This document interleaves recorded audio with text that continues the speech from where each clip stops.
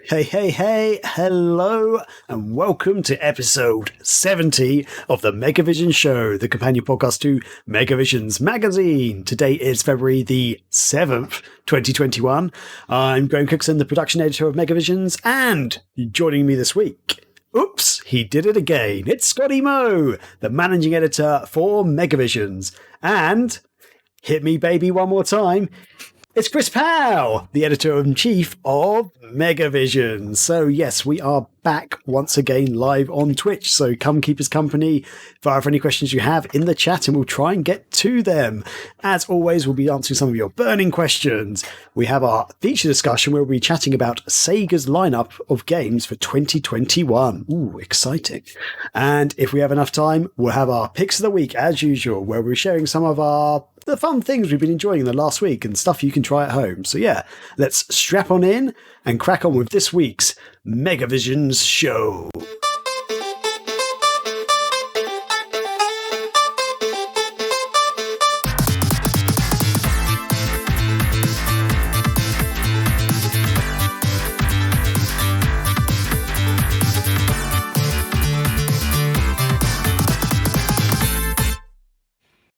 There we go. Yes, welcome one and all. And as always, we'll be starting off with what we've been doing this week. So Scotty, as always, let's start with you, buddy. How are you diddling, my friend?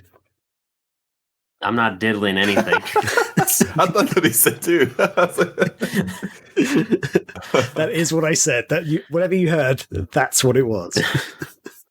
You told us to strap on and then you asked me what I'm diddling, so...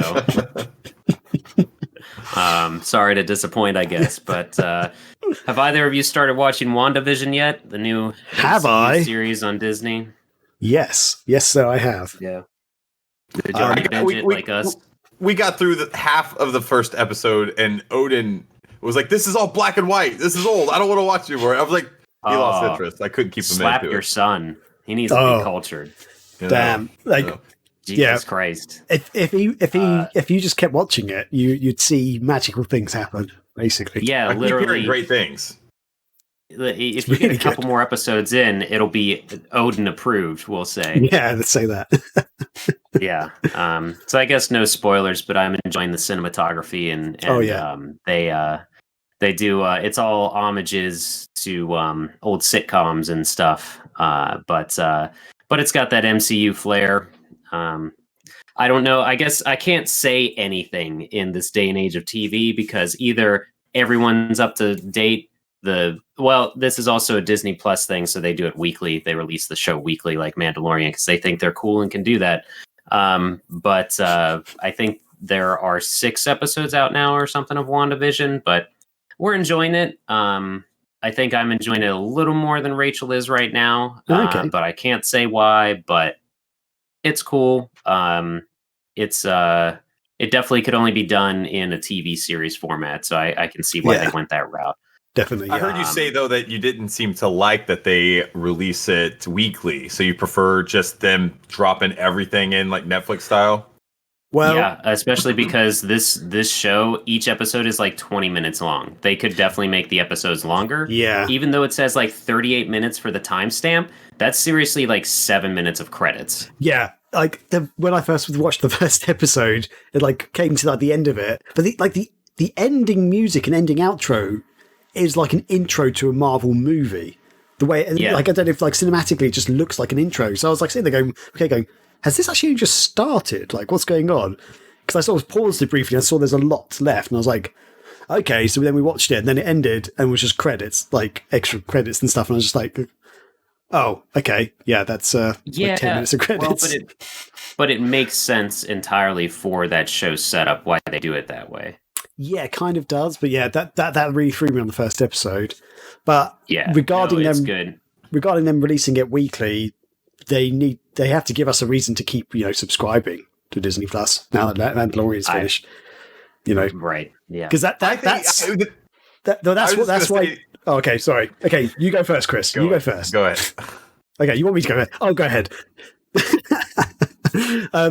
Yeah, that's the reason why like Netflix and stuff will have some shows they drop everything at once, and then other shows they'll like do it weekly, because that way it gives people reason to keep subscribing. Because like once people have gone through the binge watching of one thing, it's like, oh, this other show's on. I'm going to have to watch that one weekly because I need to keep watching it.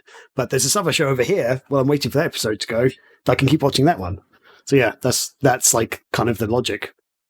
But yeah, Disney Plus is only really got like 2 TV series that they really show. Dude, if you literally like from the main still, and how long's it been out? I think it'll be 2 years in November, right? For Disney Plus.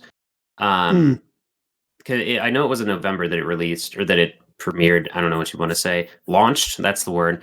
Because if you literally from the Disney, unless you know what you're looking for on Disney Plus, if you just scroll down and see the different categories, you'll see like 3 movies in the same row consecutively, like 3 times. Like there was, it's like good time feel and then nostalgia. And I saw Home Alone 1 and 2 in both of those categories. And it's just, yeah, they don't have a lot of content on there, but I mean, Disney's strong with it. It's like if Nintendo did something like this.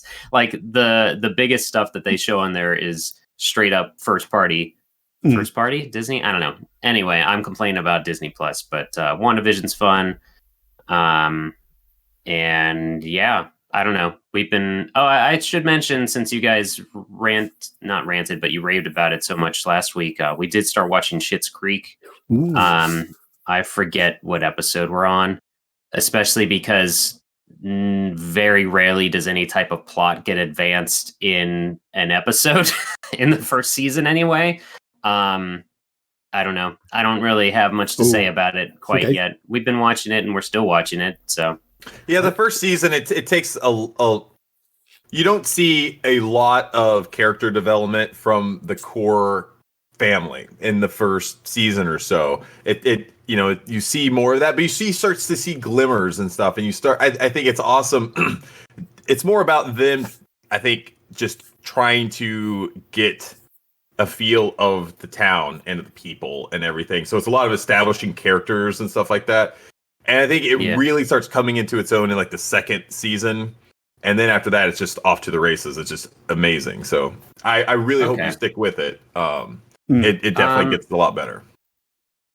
I mean, part of the reason we have stuck with it is each episode's only like 20 minutes, so it's not much of a commitment. Yeah. The daughter is horrible, and I'm like, angry when her scenes start because it's like, God, I don't care about any aspect of your life. So I love her. I'd love to hear what you say by the end of the series, because I was the same as you, and by the end of it, I was actually she's one of my favorite characters now. I actually love her, but we'll see. But I'd like to see what you think. I don't want that to sway your view in any way, but it's funny that you say that, because that's literally what I was like, yeah, I just don't like this girl, and then like by the end, I'm like, she's amazing.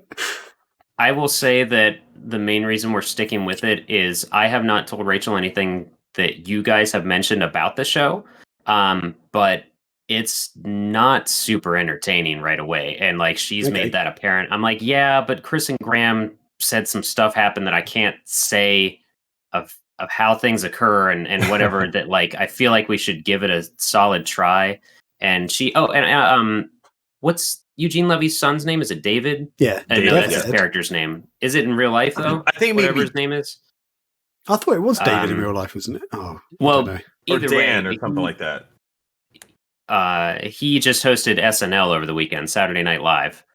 And she was excited about that. And I was like, that's weird because Schitt's Creek is done. She's like, what do you mean? I'm like, oh, it ended like a year ago. Like that's what's happened with this show is no one cared about it. And then it ended and now everybody's watching it. So, it seemed like it didn't really catch on until it moved over to Netflix. But by then it was I think Netflix, they did the last season.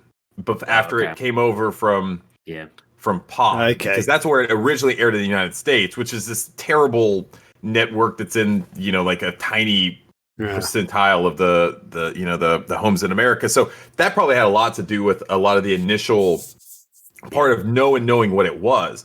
And then once it came over to Netflix, a lot more people got opened up to it, and that's I think when a lot of more people just realized. And it's awesome because it happened at just the right time, because they were able to get a lot of is it the Grammys for TV? I always get mixed up between movies and Grammys. TV. Yeah, Grammys is TV. I'm pretty sure they cleaned house like this past year. I thought Grammys was music. Oh, maybe it is. Oh God, what am I thinking of? The Razzies. That's what we're thinking, right? I remember daytime Emmy is a phrase, so Emmys are TV. There we go. So I know that they did really well, and so it's not one of those. It's not one of those series that just you hear from word of mouth and people on social media talk about it. Like this got some legitimate praise, and a lot of the people got some well-deserved accolades from it. So yeah, good job. Whoever said Razzies, no, that's what we would use for. That's what we should have used for the sideshow because that's for bad movies. That's right.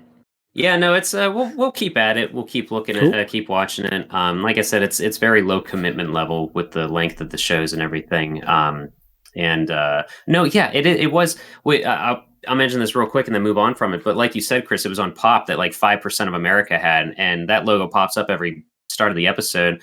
I mean, the exact same thing happened with Cobra Kai. It was only on YouTube Red first that no one had, and I literally only saw the first season on YouTube Red because my roommate's little brother had YouTube Red and he was at our place for the weekend and we watched the first season of Cobra Kai through his Red account. But then it went to Netflix and like the world knows about it now. So it's just, anyway, yeah, outside of TV, checked out the Windjammers 2 demo on Thursday Night Throwdown last week, which was a lot of fun.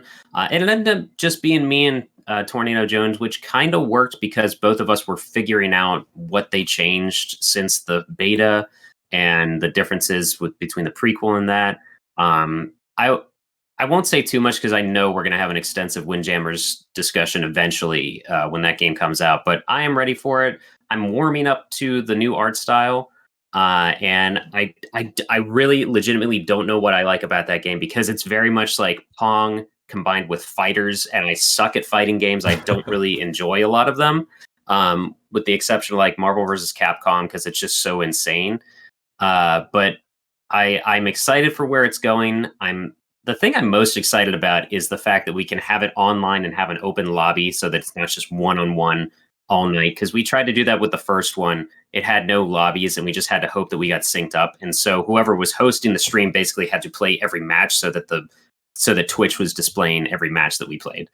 There's actually a lobby then that you can actually people can watch, or how does that work?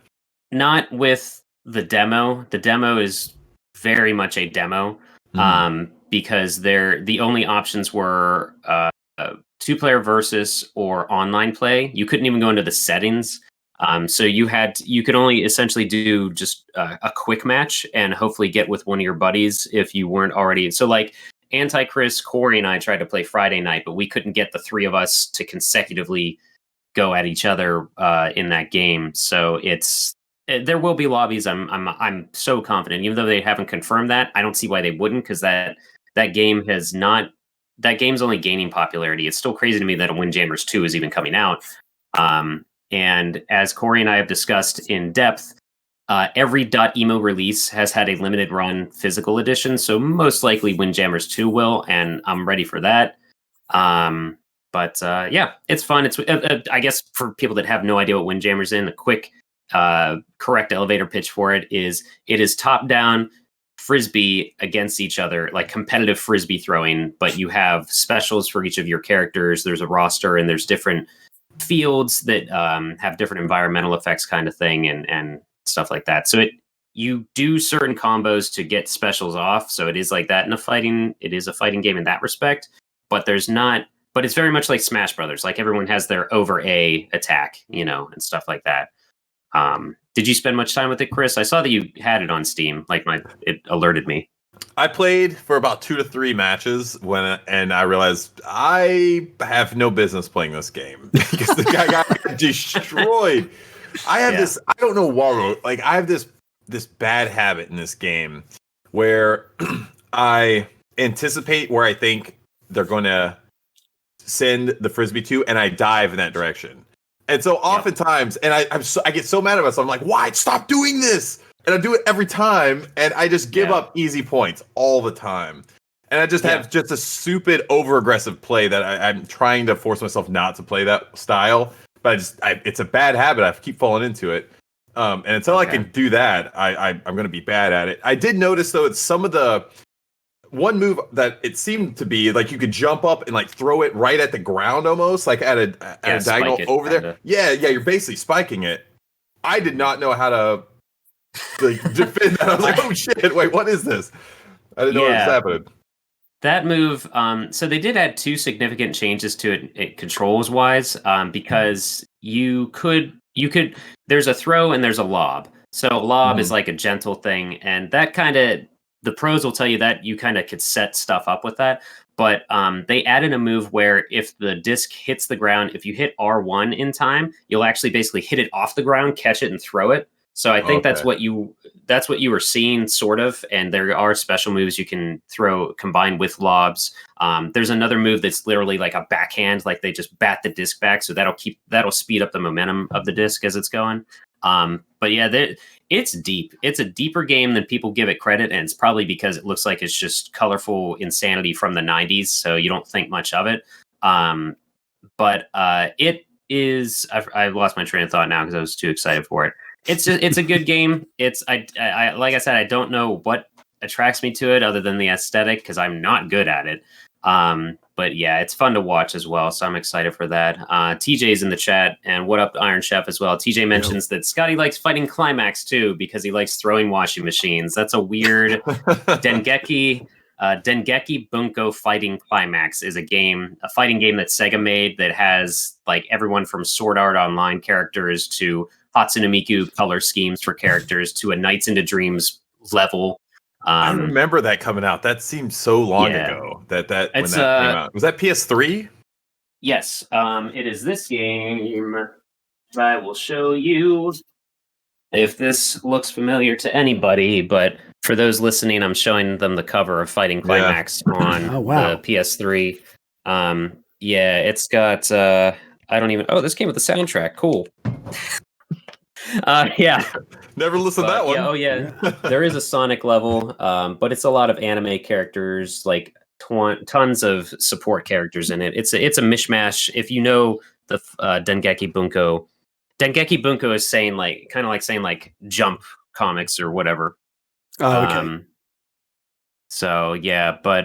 And I'll mention real quick, after the Polymega talk, I was talking to Rachel and I got the go ahead to buy the full set of it, like with all the add-ons together, because I showed her the drastic price difference with that Walmart $50 off thing.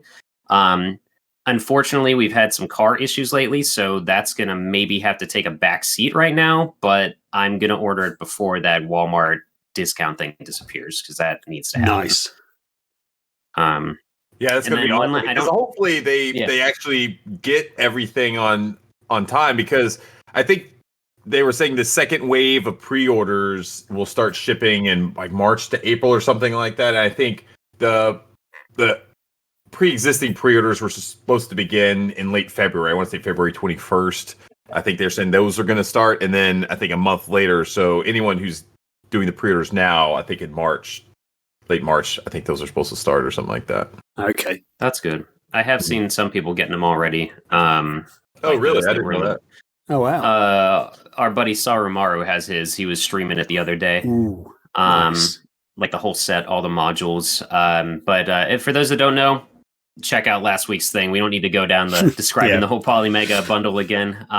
But I did sort of have a pickup. I mentioned that I was looking for kind of a soft hunt of, that's not a term I want to use again, for a Sega Saturn game called Crime Wave. That is a game that, if you think of like Urban Strike, Jungle Strike, Desert Strike, those helicopter games, but you're in a car and you're fighting for justice because you're a police person. It's a fun Saturn exclusive thing. And it, for some reason, Saturn game, Saturn only, whatever. It might have a PC release. I don't know. TJ, you're in the chat. You could probably correct me on that. But it goes for like 40 to 60, like $40 for the disc only, or like no less than 20 for the disc only in America, and like up to 60 complete in box, whatever. I found an eBay auction and I was watching it because someone in Australia was selling it for $12.99 with $4 shipping. And I'm like, it's not a buy it now. So I'll add an alert to this. I'll watch it. And So lo and behold, like Friday night, I'm done streaming with Corey and Antichrist, and I'm sitting there. It is exclusive to Saturn. Thank you, TJ. I'm sitting there, and I get an alert on my eBay app that there's 15 minutes left in this auction. I look, price hasn't changed. Doesn't show any bids have happened. I'm like, all right, you know what?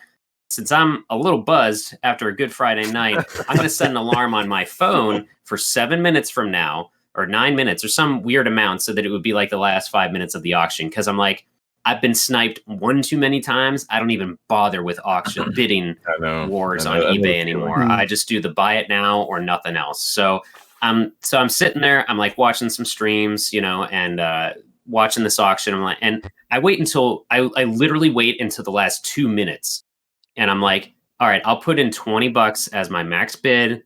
And if it changes after that, I'm just going to set my phone down. I don't care, because it's not worth. Because you get sniped still by bots in eBay in the last 10 seconds or whatever. So I sit there and I watch it go down, and I don't see that it's because it now with eBay, you actually can watch the timer go down as the auction ends. And then nobody else bid. So I got it. It doesn't have the manual, but it is an Australia game. It's a PAL version, but I have the action replay that I can play imports on my Saturn. So $12.99 plus $4. This was like less than $18 for this thing with a box. So nice. I'm pretty happy with that. Screw you, scalpers. I can get the manual somewhere. I can't believe I got this game. So it should be here next week or the week after. I forget. I didn't realize it was actually crazy that it gone up that much in price, or was that expensive these days. And I didn't realize it's Assassin exclusive. A fun little story for you guys. I used to own that game, but I don't anymore because I bought it. And after a week playing it, I got to like a certain level, and the game just kept freezing and crashing.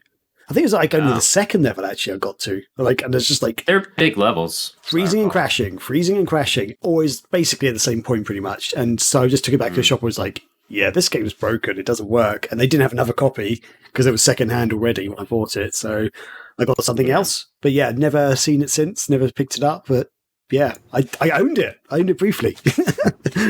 It was really like one of those games that I've talked about him before. My childhood friend Tucker that got me into Sega. Like it was another one of those things that we played on a Saturday afternoon, and I just remember loving. And randomly, I thought of it recently. It might be because I was playing Desert Strike recently or something, and I just remember like, what was that game where you were a cop and you were driving around, and like I couldn't remember if it was Genesis or whatever. So you go down that hole, you're like, let me find this thing from my childhood, and lo and behold, it's $60 because I want it. So and then I was trying to find the manual just before we started recording, and I looked it up. What's the first thing that pops up? Oh, GameStop's got it. You can get it on GameStop's website, but it doesn't say if it's like complete or whatever, but it's like $20. So that's a total gamble. It might be just the disc for $20. Right. So fuck that. But yeah, so I felt pretty accomplished. I don't normally like brag about my eBay wins because who cares? But like $20 for something that goes for 3 times that much and less of the content in it. So that's great. That's the retro life, people. Nice speaking that's of retro life, and that's my week. Yeah, go ahead. So speaking of like Desert Strike, sort of those sort of strike games, style games, have you guys played Mass Destruction? It's a Saturn and PlayStation game. I think. Oh yeah, I think we have. You're basically in tanks instead of planes or helicopters, even.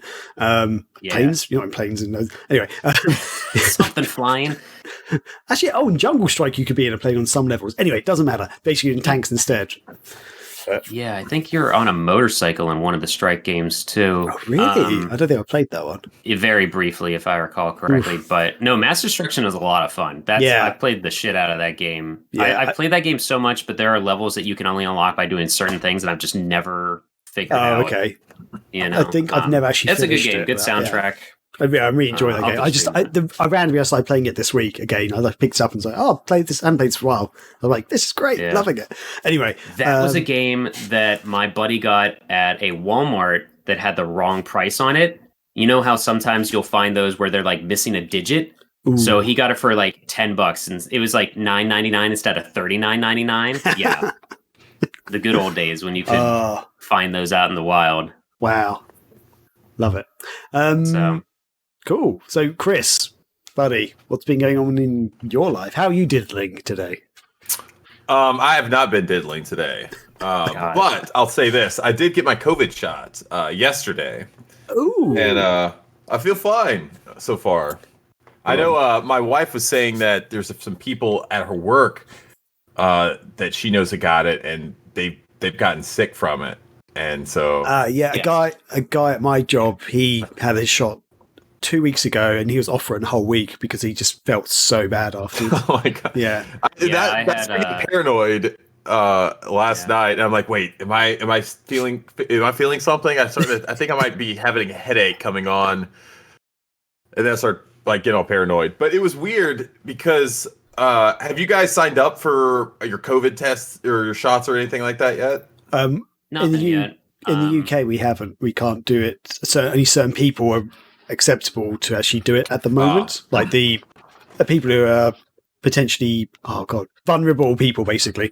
That's how it was here too. And I think at least in the United States, we're giving it up to each state. It's kind of managing its own, COVID, immunization process. And so the way we have it is in New Jersey, there's a state website you could go up and sign up there, or you can go to each individual location and sign up through their process as well. And they're saying a lot of times you sign up directly with the location, it's faster than waiting. But I did both. I was like, well, whatever, I'll just sign up for both and the one local to me. I got an email back about a week later from the state website saying that, that I was processed in and I've been, accepted or whatever. Just wait for my email or wait for an email to come in and I can then schedule my actual appointment. A week later goes by and what's that?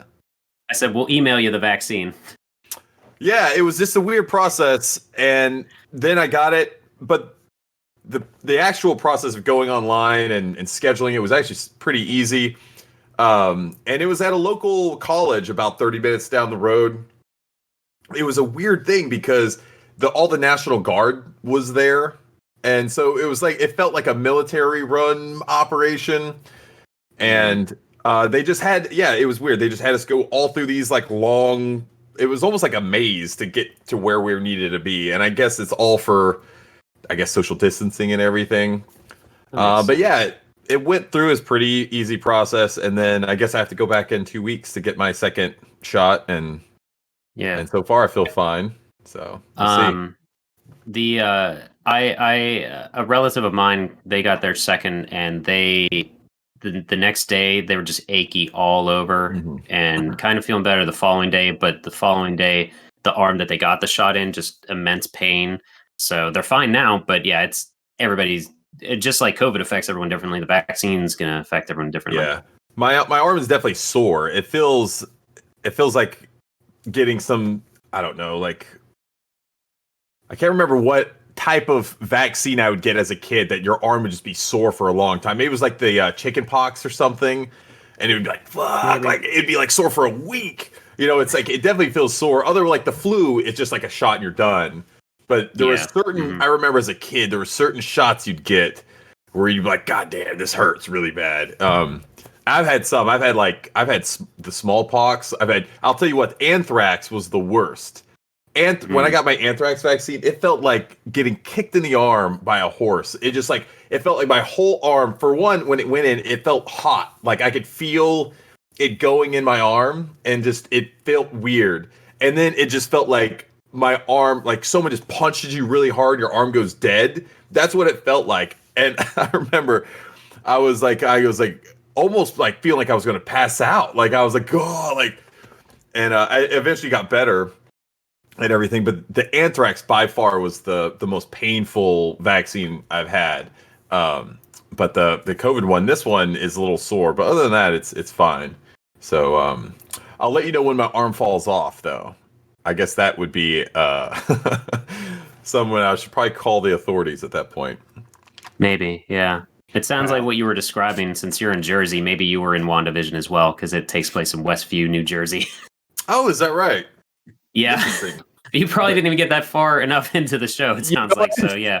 No, I did. I remember seeing something about New Jersey and thinking, I wanted to look it up and see if there is actually a Westview. I've never heard of it, but I have to look that up. Other news, I told you guys last week about my Neo Geo MVS and about the power cord. I took off the back panel and looked at it. I don't know what's going on with it. It might be just a short, is what I'm kind of thinking it is, but I'm not too comfortable dealing with like electric stuff either. And so I don't want to like screw it up more than it is or shock myself but I may take some photos this week of it and throw it in the Discord chat, because in the arcade channel, just be like, hey, what's going on here? Because the thing is, the place where I got it fixed at, it's North Jersey. It's like an hour and a half away. I do not want to pull my arcade out and drag it all the way up there to have them fix it again. If it's something that I can hopefully fix here, I want to do that, and that would be the easiest thing. So hopefully my arcade homies in the Discord can help me out with that this week, but I'll hopefully send that. So the reason why I bring that up is I'm looking at getting one of these Terra Onion Neo SD Pro MVS flash carts. Have you guys heard about these? You said a lot of letters. No, it is. Graham, you're familiar with Terra Onion. Yes. Because you just bought the mode, right? Yeah, I've got the mode right here. There you go. So they've made a Neo SD MVS flash cart in the past, but this is their Pro model that they just opened up pre-orders for. This thing's not cheap. It's €549. But the good thing about this is that you can basically load the entire MVS library on this thing and play it right off the cart. And yes, there are much cheaper methods to play Neo Geo games. I get it, but I have an MVS. I want to play on original hardware, but I don't necessarily. There's no way with the price, the way MVS prices are going up these days. There's no way you're going to be able to get a full library. It's not at the point that the AES stuff is, but it's certainly getting there. And I think a lot of that is because places like AliExpress, they're selling consoleized versions of the MVS. And so you can essentially get, like the arcade board and everything in this, like weird Frankenstein looking console. And then you can plug your MVS carts in there and play on, via HDMI or whatever other, output they have. But yeah, you can play essentially like a console. So that's driven the prices up on the MVS stuff over the years. And so now I think this might be a good alternative for me where, it is a rather large investment to get it. But after that, you pretty much are set. What were you going to say, Scotty? I was just going to say that Bitmap Bureau, creators of Xenocrisis, they're putting Xenocrisis out on AES, I think. Some $200 cartridge. Yeah. So I don't know how, I don't know why, but it's nuts. God, who are the guys that made Gunlord? They have most of their stuff, I think, is out on MVS or AES. Yeah, I know they do a lot of stuff on Neo Geo, and it really pains me now that I feel like over the last year I've started getting into MVS stuff, and I wish that I would have done it maybe 5 years or so ago, so I could, or maybe more, because looking at the Gunlord stuff and some of the other things on MVS, it's so expensive these days, and it's just almost to the point that there's no reason to go back and you have to put in so much of an investment to get that stuff. It's almost not worth it. It's almost like, all right, I'll start collecting from this point onward. If they release any more MVS stuff, I'll pick it up, but I'm not going to go back and deal with that. And I'll tell you why. It's probably. I have a feeling you're going to say what I'm going to say or something similar. Go ahead. Sorry. Well, I was going to change topic, but go ahead. Tell me what you're going to say. I was going to say this is, retro collector problem, but I feel like before the pandemic that arcades were starting to come back. Barcades were seen more everywhere. Pinball machines were popping up here and there more outside of just collectors and stuff. And I was saying to Rachel, like, I've I've come to terms with the fact that I don't need to own an arcade machine or a cabinet of any sort because the maintenance just is not worth it.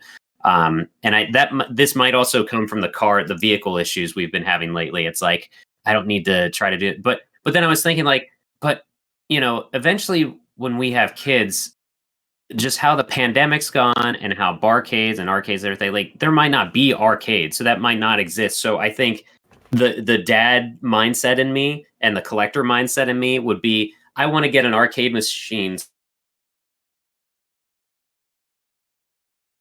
It'll be the logic that drives that purchase. And Rachel was like, "Oh, that'll be all you. We're not splitting that."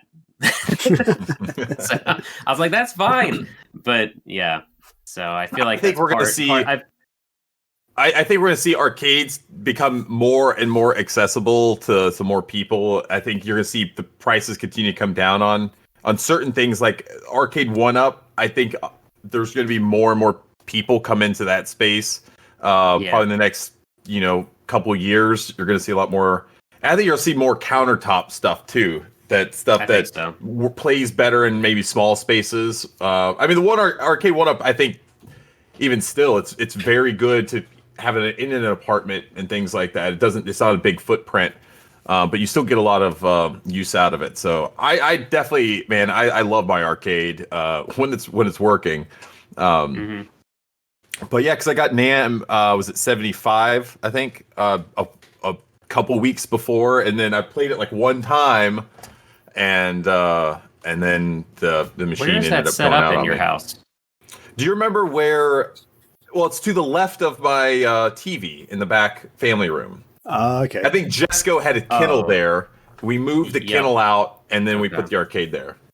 And, I gotcha. Okay. I mean, that makes sense. When you're making dinner, you got to wait for something. Just walk over there and play a level of something real quick, and then walk back to the oven. That's kind of it's situated kind of our family room area anyway. But the long term, it's supposed to go out in the barn. It's not. That's not going to be. It's a long term thing. So.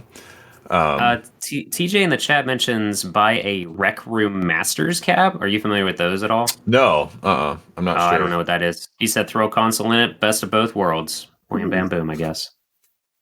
I don't know what that is. Yeah.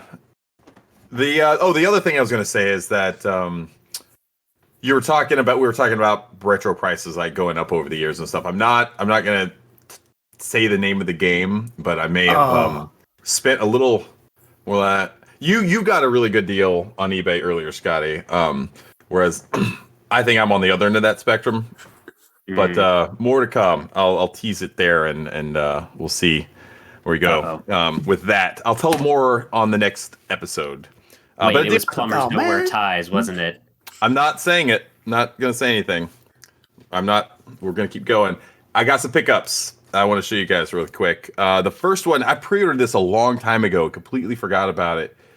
And my wife opened an Amazon box. She's like, "What is this?" I was like, "Oh, I forgot that was even coming." It's for you. A reprint of 47 Ronin, the graphic novel that Dark Horse put out. Nice.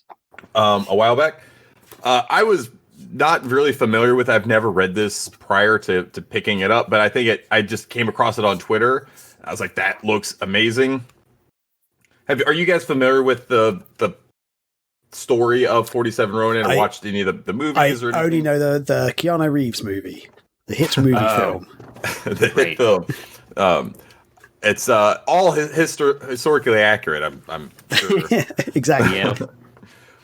But no, I've not watched it, and I'm not gonna try to act like I am an expert because I've only done a little bit of research on it, and then started reading this. I'm maybe 30, 40 pages in so far, but it's really cool so far. But apparently they've it's a very old story about this lord who gets kind of called to the emperor's not palace, but I kind of forget what they call it. And he's from kind of the country, and he doesn't know the ways of life in around the empire, if like the politics and things like that. Right. So he goes in and he has to leave his like number one guy in charge back home to take care of his area. And that guy's really worried about him going and not being able to accompany him, and make sure he's okay, like in the kingdom. Anyway, he goes, bad stuff happens, and then he has people, his own men, go to avenge him. So it's a story of revenge, and stuff, and intrigue, and it's supposed to be really, really good. I'm really looking forward to getting more into it. I will say the art is done really, really well. I'll see if I can just show some. That story sounds almost nothing like the movie, from what I can remember. But, yeah. Oh, that is cool art. Are you telling me the movie's inaccurate? I'll say this: I don't think Keanu Reeves was around, back then. But no, Bill and Ted. Yeah, that's true. It could have been. God, could you imagine? Or it is just the Matrix. Right. The second one I got is a Kickstarter game that I backed a long time ago. It's called Dracula the Vampire Strikes Back. And yes, this he does. Is a Dreamcast game that looks like someone made a DVD on using a Mac and printed out that box art. Oh, this is the back of the box right here. So when I saw this in the outline, I was like, wait a second, 'cause I also backed this on Kickstarter and I have not got my copy yet. Uh-oh. For the listeners, I'll describe the box art real quick. Yeah. It's literally a DVD box, and it has like a orange and white background with a white film.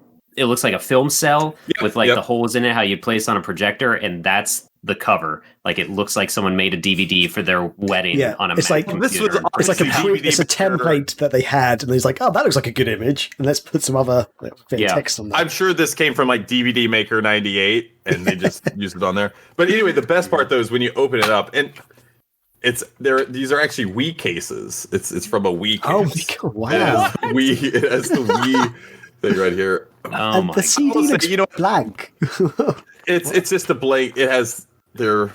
The CD for the listeners, the CD is completely white except for some tiny text at the bottom. What's that say? Okay, it says Urbe Software, which is the developer. So I will say this: this is not a big budget Kickstarter project, and I it only made a few $1,000s. I want to say I'd have to go back and look at it, and so. Yes, it does. I don't want to sit here and make fun of it and crap on these guys because I think they did have a very small budget that they were working with. But looking at the actual screens and stuff, it's an old school point and click adventure game. Okay. And I know that I believe they're a Spanish development team, and so English isn't their first language, and so I think you will probably see some. I wouldn't be surprised if there's some, localization issues and, English and that sort of thing going on in here. But I am interested in going and playing this because I do like point and click games. There's not a lot of those on the Dreamcast, and we're starting to get more and more like post cancellation of the Dreamcast over the years. And I'm looking forward to getting in that one. But I did laugh. I was like, what is this? And then when I saw the Wii, I was like, oh, this is a Wii case. Man, and, that's amazing. I actually just pulled up the Kickstarter on my phone because, they only pledged, it was like 3,600 euros. Was like the goal basically. And that's what they needed because it was actually I think it was an old PC point and click adventure that they've just, converted to Dreamcast basically, and it was a Spanish game originally. So I basically on my backer that I did, I got the Steam game and a load of other old retro Steam games that they re-released or something, plus also the Dreamcast version. I've got the codes for the Steam games, but not the Dreamcast game yet. So the Dreamcast game was the reason why I backed it in the first place. That's what I'm hoping to get, but still waiting on that. Chris, did you get the Steam codes for stuff? Or? I don't think so, unless wait, I do. I remember I got an email with a code. Okay. But I thought it was just the code for the Steam version of this game. I don't remember. Okay. I don't think I'm back to get any more stuff. I don't. Okay. That doesn't sound familiar. So for some reason, they gave me like 5 or 6 games, which is what I did back. But I just I forgot that I was actually still waiting on the Dreamcast game until I saw that. I was like, oh yeah, when's that being shipped? So I have to check their Kickstarter properly and see if they shipped it worldwide yet. Or Anyway, but yeah, I'm excited to hear what you have to say about it because I've not played the Steam version. I might actually try streaming it on my own channel like this week or something, and just see what happens. Because I think I do have all my Dreamcast stuff. All of my other retro stuff is in storage, but I do have my Dreamcast here, so I think I can get that going. So maybe I'll do that. So cool. Other than that, that's what I've been up to. Awesome. Cool. Well, segue, talking about streaming, I did my very first ever solo stream last Friday. So Chris wasn't able to come because he told me he had to go to the doctors. I didn't realize it was a COVID shot, dude. You could have said something. So yeah, I decided to go and stream on my own, and I decided rather than playing Halo, because we've been playing co-op Halo, I was like, I'll play some Dreamcast. So I played Speed Devils, and just as everything was getting exciting, like the game was getting good, the chat was heating up, everything went wrong with the technology again. So like one point, my webcam just like basically broke, and then OBS broke. But when OBS breaks, it like sort of came up with a message saying, you're still streaming and people can still hear me talking. But as soon as I click OK on the button, it would close OBS and I'd stop streaming. So I played for a little bit longer and then I had to stop it. And then I basically came back online again, streamed for like 9 more minutes. Then my camera broke again, OBS broke, and then the actual capture device for my Dreamcast broke. So everything just broke. And I was just like, And then I was talking to them in the chat. I was like, because they could still hear me talking, but they couldn't see the game or anything. And I was just like, what should I do? Should I restart everything? And they're like, it's fine. You can, because it's like 3 a.m. at this point. No, it was maybe 2 a.m. I can't remember. It wasn't super, like, it was quite late. Early in the morning for me. So I decided to give it a rest, and maybe I'll pick it up later this week or something. I don't know. We'll see. Because I was really enjoying it. And some people were jumping on, like Antichrist jumped on. He was like, this game looks really good. Like, no one really knows about Speed Devils. So, right. Yeah. I think, if you actually, Happy Dude's asking in the chat, is there a link to the stream? If you scroll down, it's not the most recent, but the one just before that on our channel here, if you're watching through the Twitch page. Yeah, you can check it out. There's hopefully at the start it's just me on my own for a while, just talking to the camera on my own. But then people do jump on and start talking to me, which is great. I think I say this with love because this used to be a term for me with my name in place, but we may as well just refer to that as Graham Tech. Mm-hmm. Lovely. Thank you. Just the dominoes of technology falling down as you try to do the simplest thing. So yeah, and it's just like, and also it's just so annoying because it was going so well early on, and then just everything just stopped. It's like, I should say this isn't new for Graham either. Stuff like this has been going on ever since I've known him, basically. Yeah, it's like Chris will say, "Do this," and like, "That's what I'm doing," and it's not working. It's like, but it should work. It's like, it doesn't work. I'm pressing the same thing as you guys. And like, anyway, let's move on. But like going back to last week, you guys were talking about the Balan Wonderworld demo, which I had downloaded, but I didn't have a chance to play at that point. I finally played it. I finished the demo, so I now know what you guys were talking about. The Balan Knights tease does completely suck. That was just like, that's like a cute, the QT event. It's just like there's such a tease for any Knights fans, and just not good at all. I don't think it's even fun from just a gaming perspective. It just wasn't good. It wouldn't be as much of a tease if the camera didn't switch and get behind him as he's flying, because it's like, dude.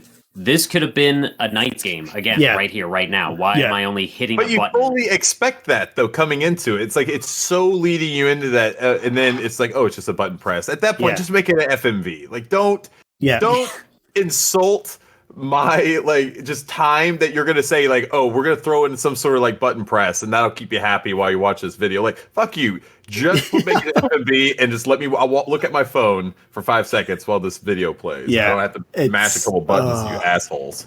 Yeah, it's so disappointing, that bit. Also, I managed to break the game at one point on the very first level because I picked up one of the costumes that you needed to jump. It's the rabbit costume, which makes you sort of float a little bit further so you could get across a longer gap. Yeah. I decided to try and investigate something else in the world and jumped off a ledge thinking I might be able to make it, and just died. When you die, you lose your costume that you're wearing. And when I respawned right at the start of the level, and basically like running along past like the opening bit where you find your first costume to where you get the rabbit costume again. and it wasn't there. And I was like, wait, what? How the hell am I meant to play this game? Like, I could basically, rabbit costume wasn't there again. I ran around, kept running back and through the level a few times, paused the game for a bit. I was like, I'm going to Google this. When I unpaused it, I couldn't find anything. When I unpaused the game, ran around, but like about 15 minutes later, I suddenly saw the rabbit costume was at the very first costume point or something. So it wasn't back where it was meant to be. It was back at the first costume point, but I'd run past it like 2 or 3 times by this point, and it wasn't there.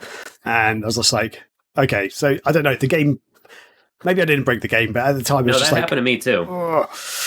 That happened to you as well. Like it just takes us some time to respawn, and it doesn't seem that there is any rhyme or reason of like where it spawns or how long it's going to spawn. It just means once you die, it's going to take some time, and you're going to have to fucking walk around and figure out where it's at. If it'd be so good if it just respawned in the same spot, that would be perfect. Because most games, like most games, that's the natural thing. And like in Mario, like if you die and you just got a mushroom, like you could, and you're on that screen, you could go back and get the mushroom again when you restart the game, and then you're good.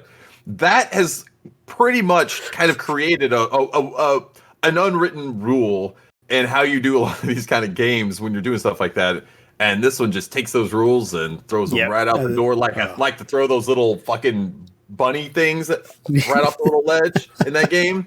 I like to throw birds. That's what that game does with the rules of video games. It's like, fuck you and all the rules. We're going to make our own game that sucks. Man. Very meta. But that said, I really enjoyed the demo. I had a lot of fun with it. I thought it was a fun game. It's not Knights. I will give you that, but it's not trying to be Knights, even though it looks like Knights. But yeah, I had fun. I was like, it's a fun puzzle platform. The fighting is pointless. They may as well not even have enemies in the game because most of them are too easy to kill, and the way they randomly respawn is just weird. And some of the costumes are pointless, I'll give you that. Some of them are just ridiculous. Like the guy who stretches really tall and there's a little hop at the end. I was like, I used him on one little bit to get some extra gem things, wherever they are. And also the rabbit, which I just mentioned, is pretty much useless. Like there's a later level where you can get the rabbit and the pig costume. The pig costume does exactly the same as the rabbit, but also does the ground pound sort of attack. So it basically does the long jump and the ground pound. So it's like, why am I even using this rabbit? There's no point. Yep. Literally pointless. Did you get to the boss? I finished the whole demo, so yeah. Okay. The boss that you kill in 2 hits? Was it just 2 hits? I can't even remember how. Yeah, it was very quick, though. It was very quick. I almost think that this game doesn't even need enemies. Like, it should just be entirely puzzle-based or something, because the enemies are just barely there. Which I'd be fine with. Like, you can have some environmental things that could kill you, potentially, but yeah, just puzzles and stuff. Yeah, but like I started exploring some of the levels. Like there's one of the demo levels where you get in the kind of clock tower thing. I started trying to jump down to different platforms. And I kind of enjoyed that thing in platform games where there's a little bit more to it than just getting to the end of the level. You can go around and explore stuff, and there's clearly areas you can go back to if you've got different costumes. So I'm interested in this game. Basically, I'd like to see where it goes.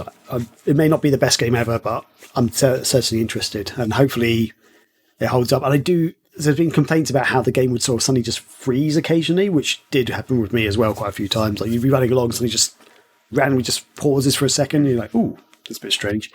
But yeah, other than that, I'm going to move away from Balan to some pickups. I'll say one thing real quick about Balan, because I think, Graham, you and I are in the minority of enjoying the demo. Mm-hmm.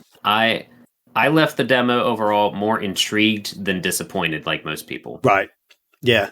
So if you go into it thinking, oh, it's a new Knights game, or it's made by the same people at Knights, it looks like Knights is going to be Knights, you'll definitely be disappointed. But I kind of already had that in my head. It's not going to be Knights, guys. So I just want to see more of the worlds that they create, because I think it's interesting. Yeah, that's the thing. I think the levels looked really fascinating. Like, there was one of the levels where like there's random stuff just flying around you, and there's like really big people in the background kind of chilling out. You're like, whoa, what is going on? This is really trippy. That was someone's complaint was, I have no fucking clue what the story is. I'm like, no, that's fine. That's like how a lot of games used to start. Unless you just let it sit on the title screen to see the story, like toy Commander, for example, I had no idea that you were playing as this child for years until I just let it sit on the title screen, and then this cutscene comes in and everything. Like, I'm fine with that. Honestly, I prefer that because I'm tired of these epic trailers and these action movie stories they try to cram in. If it's not a JRPG, it's still a 20-minute intro video because someone's daughter was killed by a terrorist who is really a clown, and now you hate clowns and everything's a clown and you have to kill this clown. All right, here's your gun. You know. Oh man, yeah. Imagine if Metal Gear Solid was like that. You had to wait for the inch. They had to wait on the title screen just to see the story rather than having the story in the game. That'd be a very different experience. You'd be like, what is going on? Anyway, yeah, I got a couple of pickups. One of them is a random thing because Rob, who is one of our graphic artists for the magazine. He did a lot of the art on the most of the latest issues. He sent out a tweet, I think to all of us, tagging us all in about something called the Pocket Sprite. You mean Sketchcraft? Sorry, Sketchcraft, yeah. What did I say? I did not know who you were talking. You said Rob, and I didn't know. Oh, sorry. Yeah, I just called him Rob. Sorry, Sketchcraft. Yeah, yeah. Pocket Sprite, and it's like a little mini handheld gaming device which can play Game Boy, NES, Master System, and Game Gear games. I was like, "Oh, this sounds interesting. This could be like the Game Gear Micro, but you can play lots of games rather than just like 4 games." And yeah, just to let people know, if you thought the Game Gear Micro was small, strap in. Okay, so here is the lovely Game Gear Micro. Here is the Pocket Sprite. Oh my gosh! For those wondering, the same size though. The screen is not the same size. Dropped it. It's gone. It's okay. Oh, by the way, here's the thing. I've had to strap this bright orange thing to it because the model I chose was the black model, which basically had like 3 different colors. I think one was slightly purpley, one of them was see-through, and one of them was black. And on the pictures, I thought the black one looked better, but it's so black, it really hides really well. Because it turns out I've got a lot of dark areas on my desk, and I put it down one day, I was literally like, I've lost it. Where's it's gone? Like, I literally just put it down. Yeah. So I strapped this orange thing to it so I can easily see it. But yeah, no, the screens are not the same size. I don't know if that's any clearer. It's like, it is a little bit smaller. And it comes through when you're trying to play any game with text in. Basically, you can't read on this bloody thing. In fact, do you remember the lovely Game Gear Micro magnifying glass? I've now discovered a purpose for it. Strap it to your glasses. You can see perfectly. Yeah, look at that. God. All right. For those who are wondering, the listeners, since you can't see that Graham now has made a redneck rigged R zone. It looks like a Saiyan, like Krillin right now. Yeah, tell us the power level of that. You fucking idiot.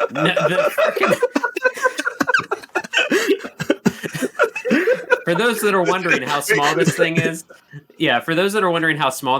yes, Graham is a goddamn moron. I love you, Graham. Never change. There's a screen. I've got some Game Gear games there, but I was able to quite happily play Batman Returns on it, on the Game Gear. Oh, thank God. But that's only because I know that game back to front because I played it to death on the Game Gear back in the day. But I tried playing some games I'd never played, and I was just like, I can't actually see what I'm doing. And the D-pad is absolutely minute and it's actually surprisingly hard to use. Whereas the Game Gear D-pad, Game Gear Micro D-pad, about that. I mean, the size of the buttons is just ridiculous. What were you expecting, Graham? Like, what? I was genuinely. D-pad is the size of one of the 1 or 2 face buttons on the Game Gear Micro. The D-pad is that small. Yeah.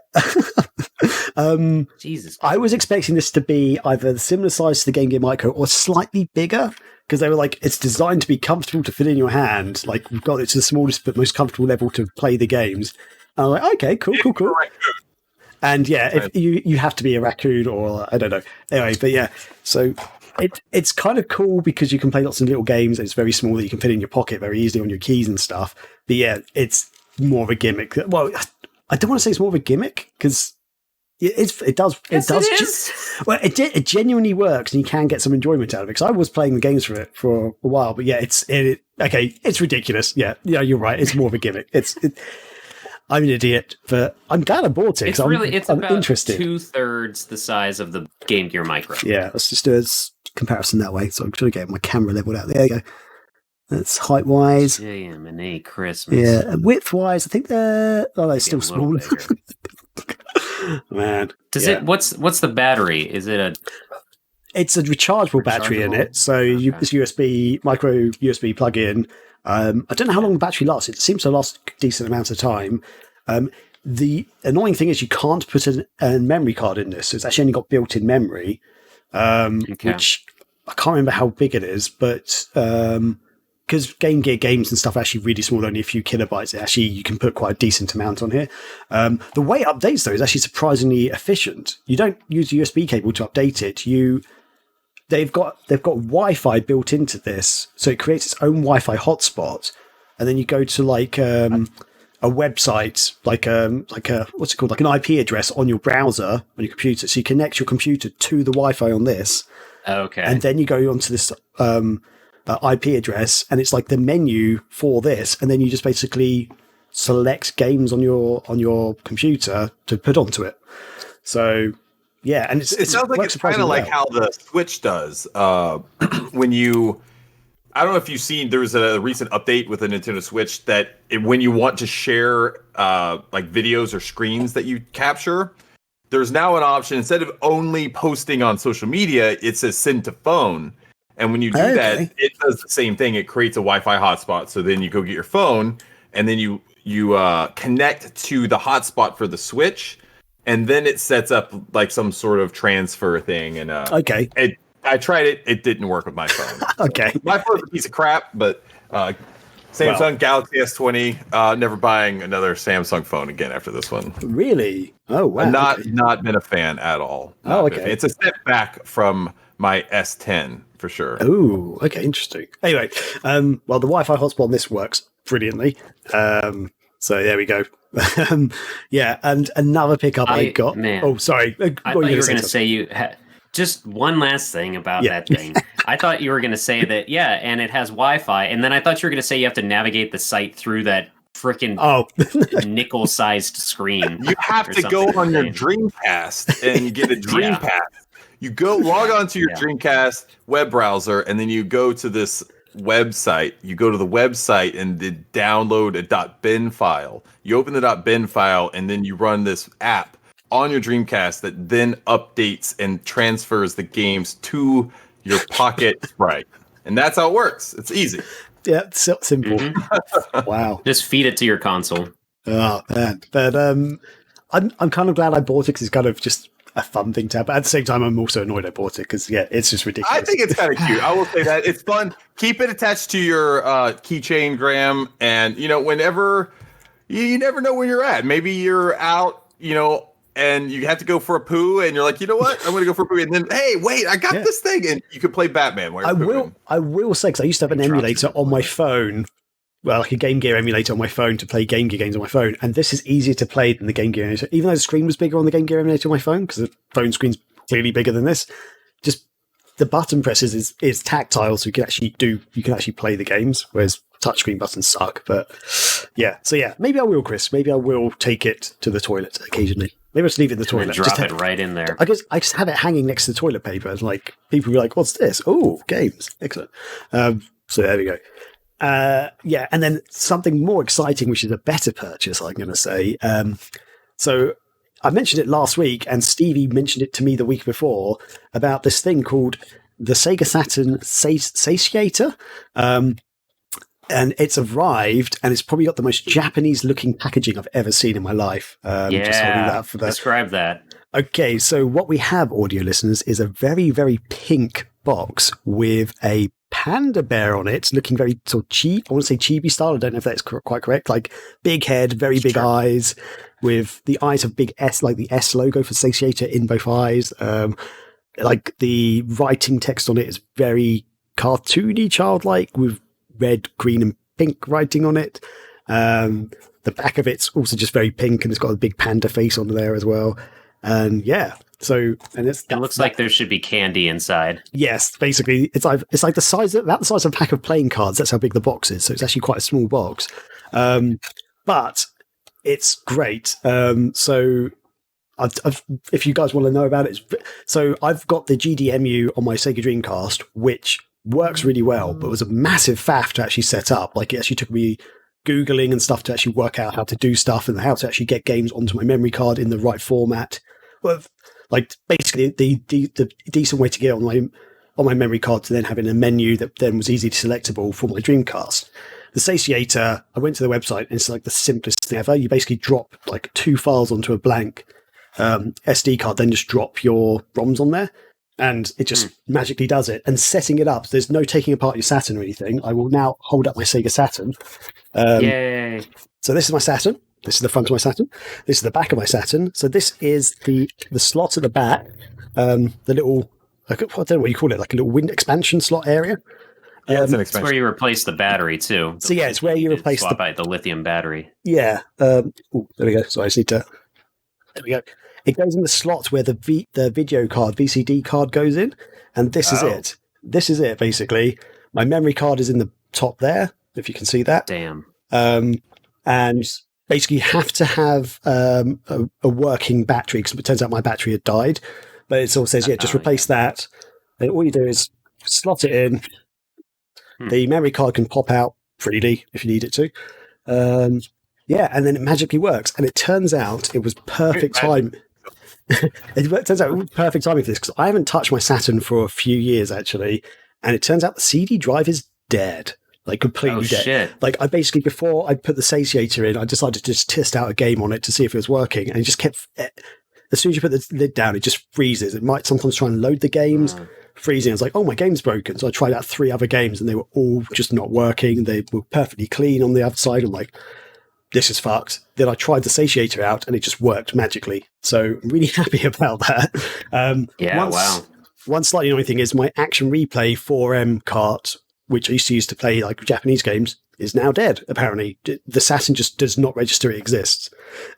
Scotty's holding up one, for example. Yeah, that doesn't work. But the good thing is the satiator will play multi-region games, basically.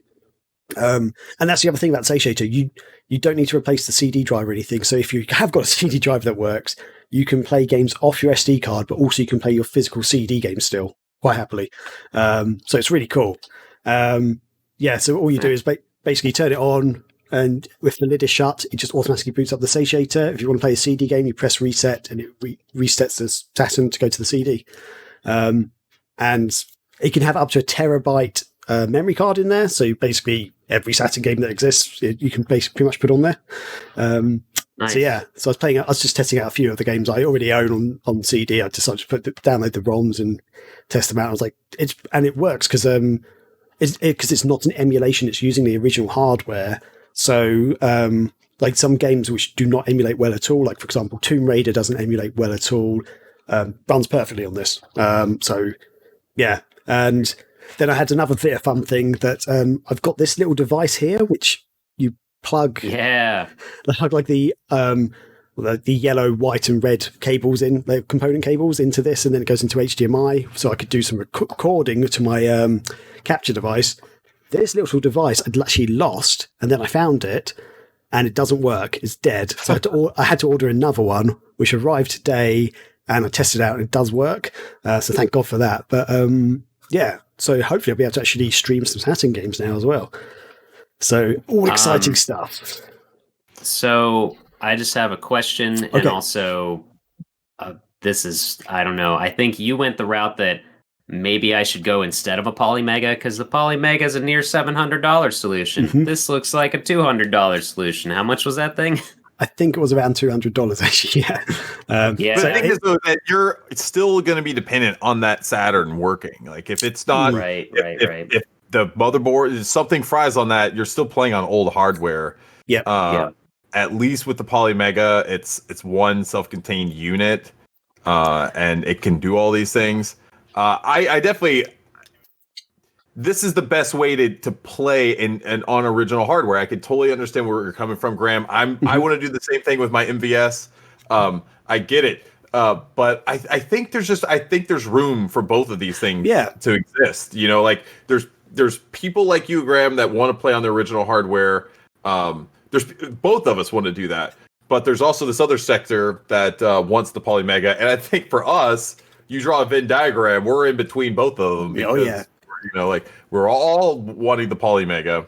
and we all want these things too. Yeah, so that's the thing. Yeah, you completely hit the nail on the head there, Chris. That I think value for money, the Polymega at the end of the day is better because for all that $700, you're getting all the adapters for all the old retro consoles, and it's a modern system which you can plug into HDMI, so it just works on HDMI. So you don't have to faff around with these extra, adapters that I've been trying to play with just to get a game running on like connected to my computer and stuff. But yeah, I was fascinated by this though, and I'm so glad I bought it because it just works really well. It's so much easier to use than the GDMU system. Sounds like it.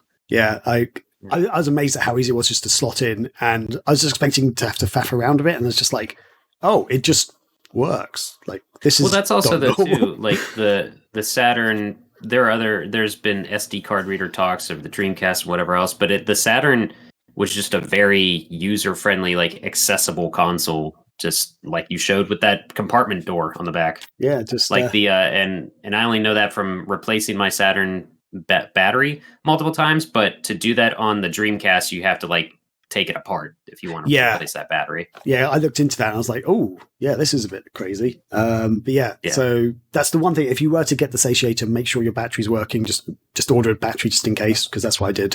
Yeah, those are cheap. Yeah, they're really cheap. CR 2032? Yeah, that's the one, yeah.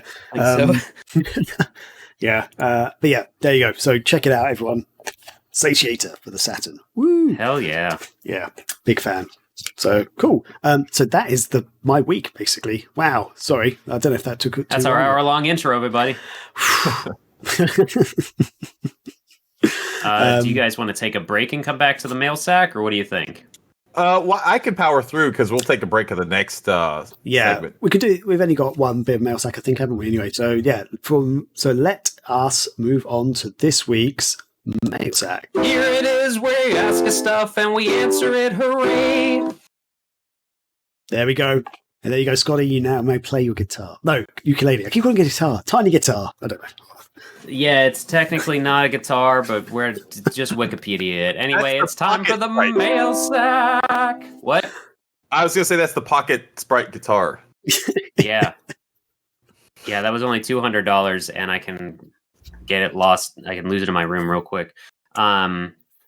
So we did get a question in Discord. If you guys do want to hop into our Discord, you can join that, and you can also ask questions now if you'd like to shout out something. But we had Mr. Haru ask, what games would you add and Knuckles Part 2? For example, his part in Sonic 3 and Knuckles was the game's quote-unquote hard mode with unique content, more aggressive boss encounters, and different routes. I'll add to that, he also cannot jump as high as Sonic and Tails in the game. But he can climb walls and glide.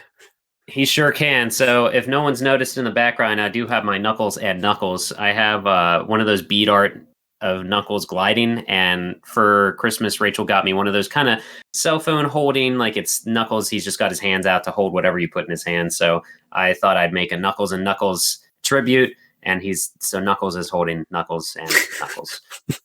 Memes are fun, everybody.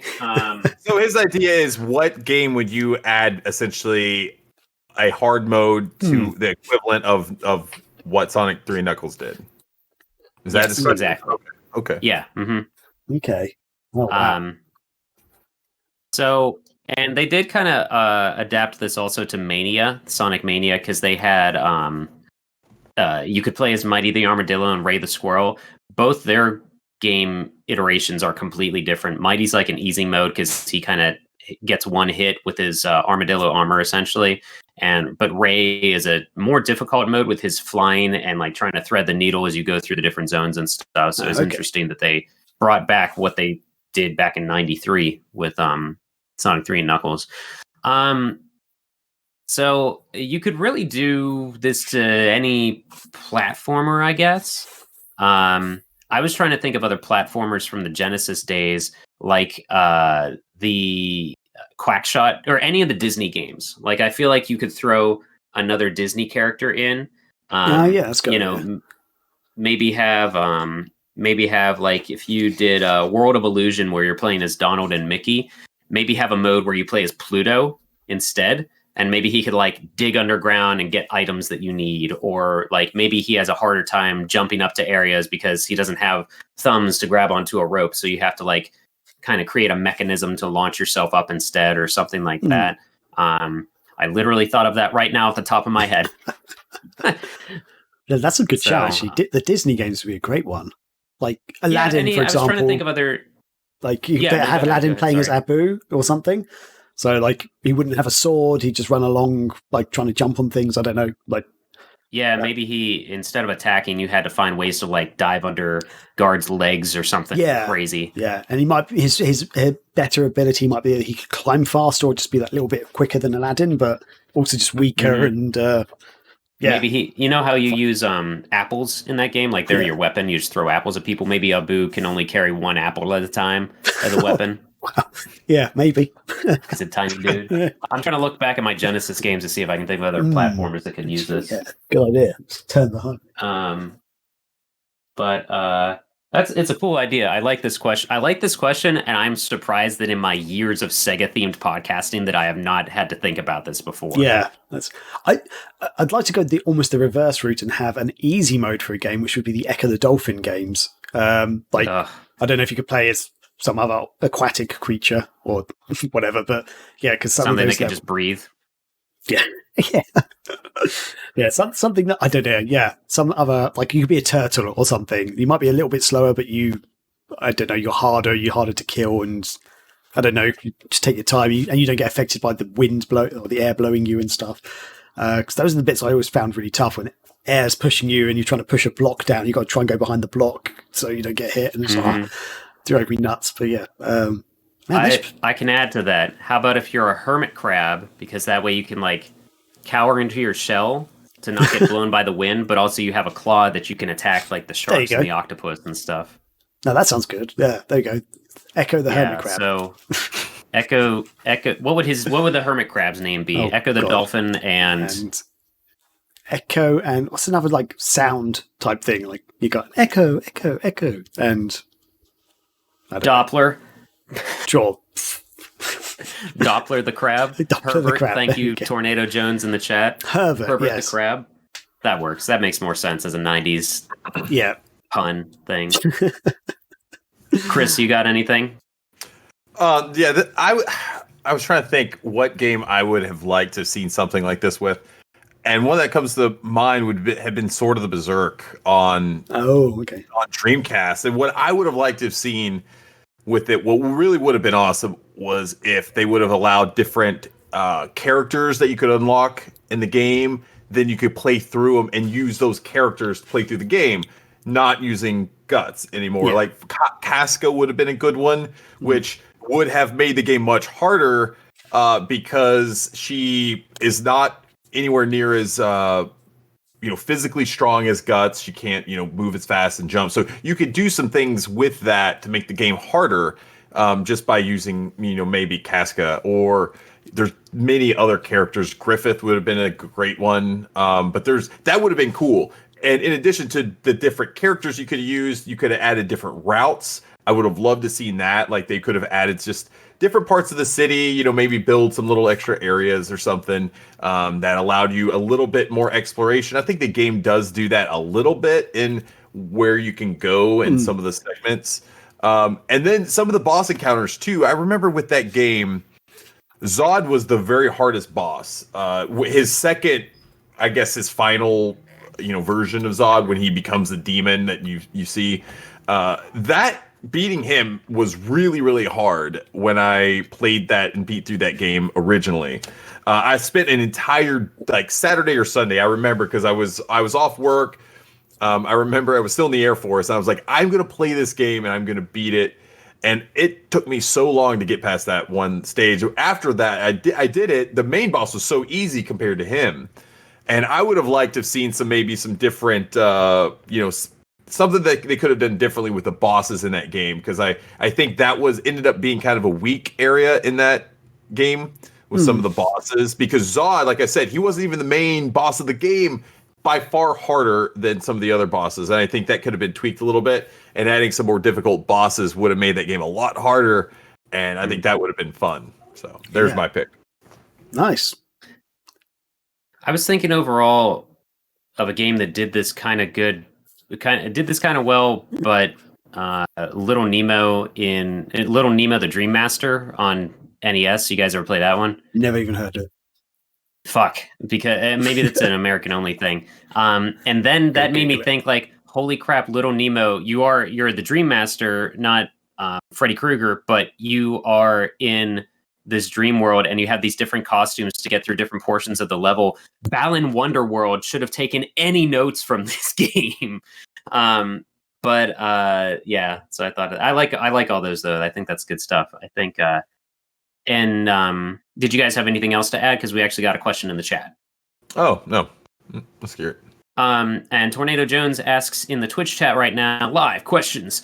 Pulling a story from the Discord, if Megavisions was to add demo discs or floppy drives to the physical magazine releases, what would your 2 picks be, por favor? So, like, if we had 2 demos, maybe even just 2 videos or 2 things that you would definitely put on the demo disc included with the magazine. Can I give some behind the scenes stuff real quick before I'll let you guys? Sure. I'll let you guys think. So we actually did have a deal in place that we were going to have an actual demo disc in, I guess it would have been the last issue 9, and it ended up falling through. The publisher couldn't get us the amount of discs that we needed for this demo. I would love at some point in the future to do something like that. I think that's such a neat idea, and what I would want personally to do on it would be to do something where people can play indie, whether it's Dreamcast or Saturn, just independent Sega video games, like demos and other things like that. And it could maybe be a way to just spread awareness of some of these like really small the games, like this Drascula game. Like maybe they would have a Kickstarter coming up down the line and they say, hey, we have this demo ready. Let's put it on here and maybe people can find it. Stuff like that. I think demo discs are awesome. I loved them growing up. I would love for something like that to return. But going back to Tornado's question, I'll hand it over to you guys. I thought of one that, and yeah, demo discs are great because like I have Dreamcast magazine demo discs, and one of them has like a Toy Commander thing that wasn't released in the US on it and stuff like that. So it's you got gems on gems. But if we're keeping in mind with like indie games, then I would love us to have Elysian Shadows on it because A, I am excited for that game. B, that would mean that game finally got released. Yeah, Elysian Shadows is a JRPG that's being made for Dreamcast ideally and also PC. The Kickstarter ended a while ago. It's like got a story behind it. Something like that. Yeah, it's got a story behind it. We'll just say that much. But look up Elysian Shadows if if you got some time to kill. And I couldn't really think of another one, so I'll just say the potential game that will release called Demons Ate My Neighbors, the spiritual successor to Zombies Ate My Neighbors. That their Kickstarter came and went, and it is going to come back again. They're just kind of building more things and getting more prepared for a better Kickstarter overall, but Demons Ate My Neighbors would be cool to have on there. Nice. That's definitely a good one, Scotty. So for me, which it did get a demo released actually, but it'd be cool to have if we had a magazine, which was Intrepid Izzy. So if you don't know about that, as a game that's actually been released on Steam, and also it's coming on Dreamcast as well. The Dreamcast version is not being released yet. They're still working on like fixing any bugs and stuff and making it the best version possible for the Dreamcast, because once it launched on Dreamcast, you can't really update it. So yeah, that's a game. When they released the demo, we got to play it. And I think we did a preview of it actually on the website and stuff. And I thought it was a great game. So I was really enjoying it. So I think having a game like that on the magazine would be freaking awesome. And I mean, are we looking at like potential future games, or are we talking about like old school games as well? That like a game we would have loved to have seen on there. Another game that came to mind though was actually Arcade Racing Legends, the recent Dreamcast release, the driving game. Like I think having a playable demo of that would have been cool. Or Tornado Jones says any games. So another game I'd love to have in the magazine would be Toy Commander. The demo for Toy Commander blew my mind when I first played that on the Dreamcast. I'd love to have like that again. Or even like the special Christmas or the summer Toy Commander demo disc, because those are so much fun. It was a summer one. The summer one was there's a beach mission. Like one of the rooms had been turned into like a beach and stuff. I'm sure I've mentioned this on the show before. I don't know if it's only released in the UK magazines, but Google it. I'm pretty sure I haven't made this up, but there was a mission which was just exclusive for the summer. And I got really excited. It's like, oh my god, they're making a Toy Commander 2. It's going to be amazing. But it just turned out it was just like a fun demo that they just stuck onto a disc, and I was like, this is still really awesome. Okay, that's creepy. I picked up my phone and I started to type in Toy Commander. I've not searched this before, but the first thing it says, Toy Commander Summer Special. I have not searched that. They're listening. Google, either Google or Siri is listening to you there. Or Cortana, who knows? Actually, sorry, completely randomly, I was going to mention this at the start. Did you know Google Chrome, like, what are they called? The little Google dot things or whatever, the little talkie devices you have. I can't remember what they're called. Like, you know, the like Alexa speakers, they've got the Google ones. That connects. Google Home, that connects to my Xbox, so I can actually use it to command Netflix and stuff. Oh, okay. Because it was bizarre. I think I said basically we paused Netflix, and then I said something and I mentioned Google or something, and then said something else, and suddenly the Netflix started playing, and I was like, wait, what? Why did that suddenly start? And then I worked out recently that I can use Google Chrome to control my Netflix on my Xbox, which. How does that happen? What's going on? I don't know. Wow. I also don't see anything about this summer add-on. Okay, anyway, sorry. So there we go. Those are our games that we will talk about. Sorry, that random talk. So yes, with that, we will take a very quick break. So we'll be back in a couple of minutes. Bathroom break, quick top up on the old drinks, and see you in a few minutes.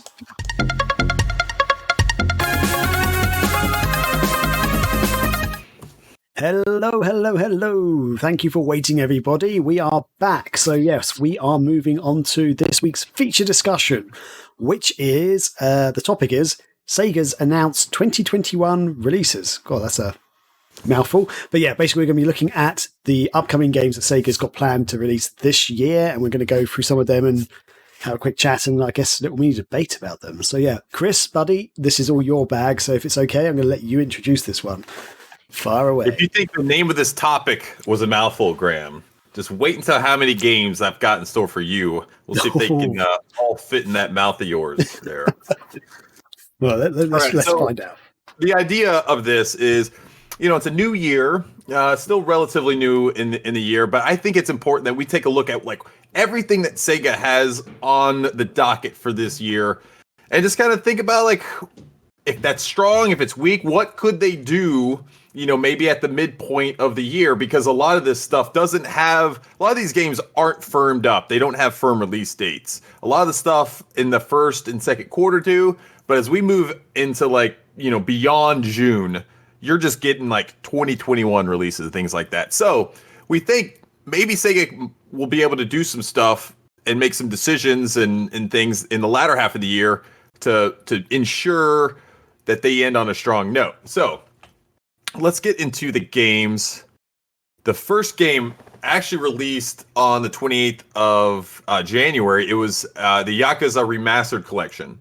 This came to PC, the PlayStation 4, and on Xbox. Have you guys played this at all? I know that, Graham, I know you have been downloading the ones on Game Pass, I believe, right? So yeah, that's right. Yeah, I randomly logged on to my Xbox. I didn't even realize this was actually coming out. I logged onto my Xbox and like just thought, what's available on Game Pass? It's like new releases. All the Yakuza games was like right there. And I was like, ooh. And then at the end it must be my birthday. Exactly. And then there was like a little Yakuza Remastered Collection box. And I was like, ooh, is that the same thing as all of those? And I clicked on it and it basically started downloading all of them. So I was like, oh, that's easy. I don't have to click on all of them. So very exciting. But I haven't actually played them yet. So I need to sit down and play some. So yeah. The idea of this is it basically is Yakuza 0 all the way to Yakuza 6 in one collection. However, the PC and Xbox versions, Yakuza 6 doesn't come until March for those. So it's coming in a little bit as an update.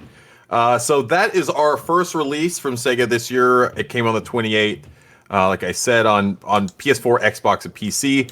The second release that we have up is Persona 5 Strikers. It's going to be coming on the 23rd of February. It's going to be coming on PC, PlayStation 4, and Switch. Now, guys, I'll be honest, I've not been following Persona 5 Strikers much. Are you at all Persona guys? Are y'all into these games? Is this something you might be interested in? So I have not played a single Persona game. I know they exist. I know people love them, like especially the last couple of games that came out. It's weird. I know they've been around for a long time, and suddenly the last couple of games, everyone was like, "Oh my god, these are amazing!" So it seemed like, Scotty's got a disagreement there. Well, no, you're right. The first two were on PS1. Maybe the third one was as well, or maybe the third one was PS2. The first two were much darker. Right, okay. Persona 4 Golden was, I think, where it hit its stride in the US, or at least just outside of Japan, I should say, because it had a lot more like noticeable aesthetic, I guess you could say, because the first two games were very just like straight up dark, like Hot Topic, the JRPG is what it looked like if you knew nothing about it almost. Hot Topic, the store, I mean, the clothing store, whatever they are now. So in Persona 5, dude, that game is all about style, like the jazzy trailers that they had and stuff going for them. I played Persona 4 Golden a little bit on my Vita, but that was a long time ago. And essentially the reason I got a PlayStation TV to try it, because when that game was out, it was a moment in my life where like everyone else was playing it, and I still had no idea how people could play more than one JRPG at a time or anything other than a JRPG. So I've never really dove into that much. I did play a little bit of Arena, Persona 4 Golden Arena, Super Hyper Happy Time, whatever the hell it's called anymore. It's a fighting game, so if you know the characters, if you like the universe, then this will probably be cool for people. I doubt I'll grab it unless we like need it for a Thursday night throwdown or something. Yeah. But it's cool that it exists. It's what they do. It's following the Persona release formula. Is there's usually the main game, then there's a fighter, then there's maybe a random roguelike thing like that Persona Q game or whatever. So this one is you guys are familiar with Dynasty Warriors though, right? Yeah. So this is a cross between Persona and Dynasty Warriors. It's one of those type of games. It's developed by Omega Force and P Studio. So this is not an Atlas game necessarily. This is kind of a crossover game. And so the one interesting thing is it does feature a continuation of the storyline for Persona 5. And so a lot of that stuff if you like Persona 5 and you're invested in those characters and stuff, just know that there is a continuation of the storyline. The gameplay is going to be a lot different than what you're used to, but they've brought over a lot of the core elements and some of the mechanics from Persona 5 into this universe. So it's kind of a weird amalgamation of, like what Koei Tecmo does with their Dynasty Warriors style of games, and then also this. They've been doing this kind of stuff for years with different franchises and stuff, and just kind of mix in with that. I think Berserk even had one a couple years ago on the Vita, which was actually really good. And so I'm kind of interested in this. I've not finished Persona 5 myself, but I will be definitely jumping into this. I think Brett is reviewing this for the website, so we will have a review of Persona 5 Strikers. So we get some Atlas action really early. It's February, late Feb. We get a Persona 5 game. I think that's pretty good. Jumping into March brings us 2 Point Hospital Jumbo Edition by way of 2 Point Studios. This is a Sega published. Primarily, it came out first, I think, on PC, but now it's coming over to the PS4 and Switch in this Jumbo Edition, Xbox One as well. It's going to be coming on March 5th. It's going to have all the DLC, including the final 2 packs that are going to be all coming. So you get basically everything. I know Marcin is a big fan of 2 Point Hospital. I think he's played the first version of that ages ago. So this is a big deal to him. I know he's really excited about it. These games don't do a lot for me personally. I don't know about you guys, but I do think the visual style that they have going on in this game is I like it. I like what it's got going on. this is a game I really want to get into. I've never actually played. I think I actually own it on Steam, but I've never had a chance to actually sit down and properly play it. It's one of those games I feel like I need to actually take the time, like know that I've got like a full afternoon to sit down and play a game, because I love the old like theme park games. I played a bit of Theme Hospital back in the day, and I do enjoy those games, but it's not like a 5-minute sit down and quickly play, especially if you're learning the ropes of how to actually play the game. So yeah, but I don't know, other stuff's just going the way, I guess. It's kind of fallen by the wayside, but maybe I'll try and look at getting this one on the Xbox One or something, because that's where I play most of my games these days. Yeah. Oh, you're not on your little pocket handheld? If Sega, just as an announcement for Sega, get it on the Pocket Sprite. It's the way forward, guys. Come on. I could take it everywhere with me. It's 2 pixels of hospital. Yeah, 2 pixel hospital. That's what we call it. 2-point-inch screen. Yeah. So yeah, there's 2-point hospital jumbo edition. Next up, April 9th, we have Guilty Gear Strive. This comes from Arc System Works. Now, this is a game that you could say is not technically a Sega game, but Anti-Chris has been very adamant that he wants to cover Guilty Gear, the Guilty Gear series. But you could say technically it is kind of a Sega game too, because Sega is publishing it in Japan, whereas Arc System Works is publishing it in North America, and then Bandai Namco in Europe. It's gonna. I said April 9th. It's coming out to the PC and the PS4 and 5. I'm not that familiar with the Guilty Gear franchise, but I know that there's a lot of excitement about this release coming up. Have you guys ever played any of these games before? No. No. I know that I've been told I should, because the music is really good in them. It's very like rock and metal based, like speed metal theme songs for every character and stuff like that. And I guess the game is solid too. I've mentioned I'm not into fighters, so maybe I'll watch some people play it, but I don't think I'll be picking this one up.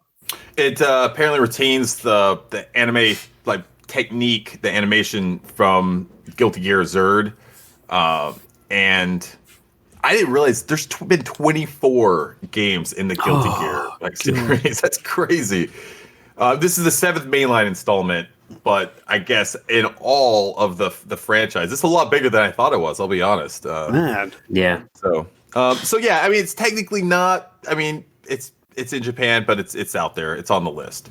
Next up, still in April, on the 22nd, Humankind is releasing by way of Amplitude Studios, and guess what, guys? It's coming to Mac, PC, and it's coming to the Google Stadia. So, heyo, Sega. Not the Pocket Sprite just yet. Come on, you can do it. Wow. So, am I going crazy? This hasn't been released yet then? Because this was announced like 3 years ago, wasn't it?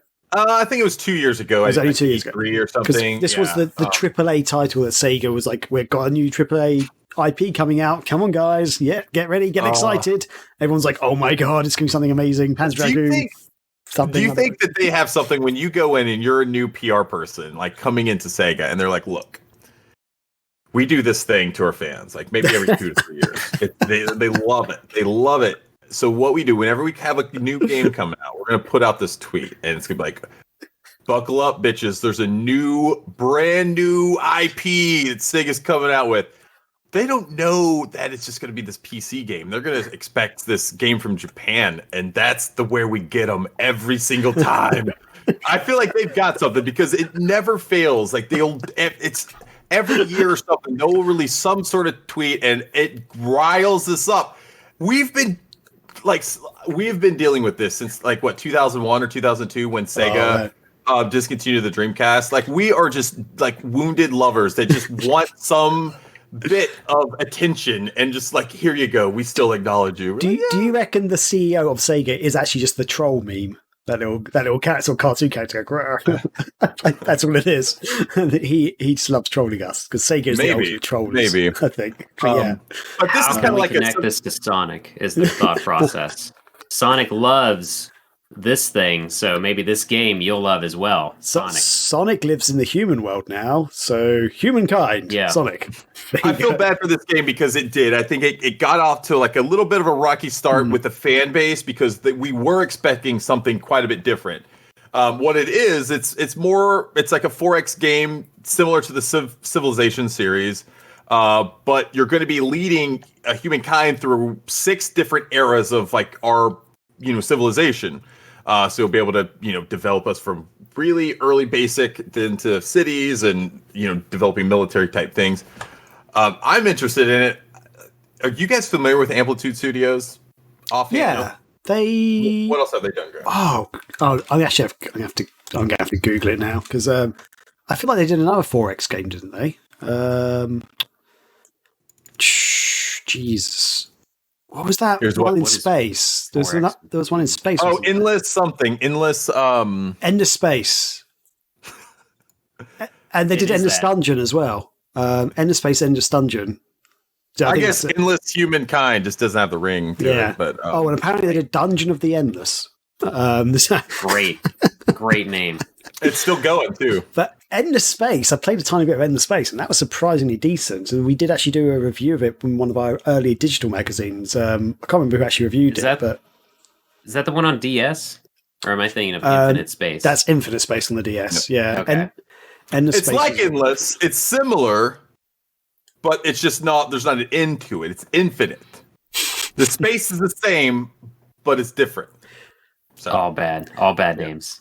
yeah. But I mean, they've got this development studio behind this has got experience in this field. They have had seen some success on PC with this sort of game, so it could actually end up being a pretty decent game. And as you say, Chris, I feel like it got off to a rocky start just with the way that Sega announced it was not good at all. I think that put sour taste in a lot of people's mouths. It put a sour taste in my mouth, to be honest. And that's not the way to approach these things. I completely know that. I know it's not rational, but at the same time, it's like, oh, that's kind of annoyed me. But I'm going to try and give it the best shot it can. So I might try and actually see if I can pick it up when it releases. And The thing I think you have to try to keep in mind, and I think this is for most gamers, and we don't do that. We're so quick to jump and just judge stuff, but keep in mind that the people at Amplitude, they weren't the ones that had anything to do with how Sega tweeted that out. It's the same thing with like Sony and No Man's Skies. Like they have no in charge of that.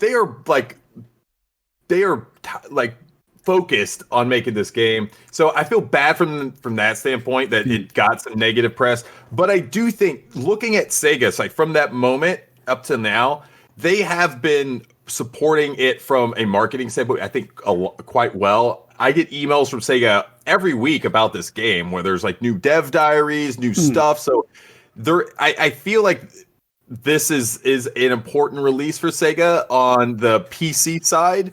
And so as from a marketing standpoint, I think they're doing fine with what they do for this type of game. I think it's fun. I think it did get out of the gate a little bit, but I think it's going to be fine. So, man, April is a big month for Sega because we have the Guilty Gear Strive, and then with Humankind, and then a day later we have Judgment Remastered on April 23rd.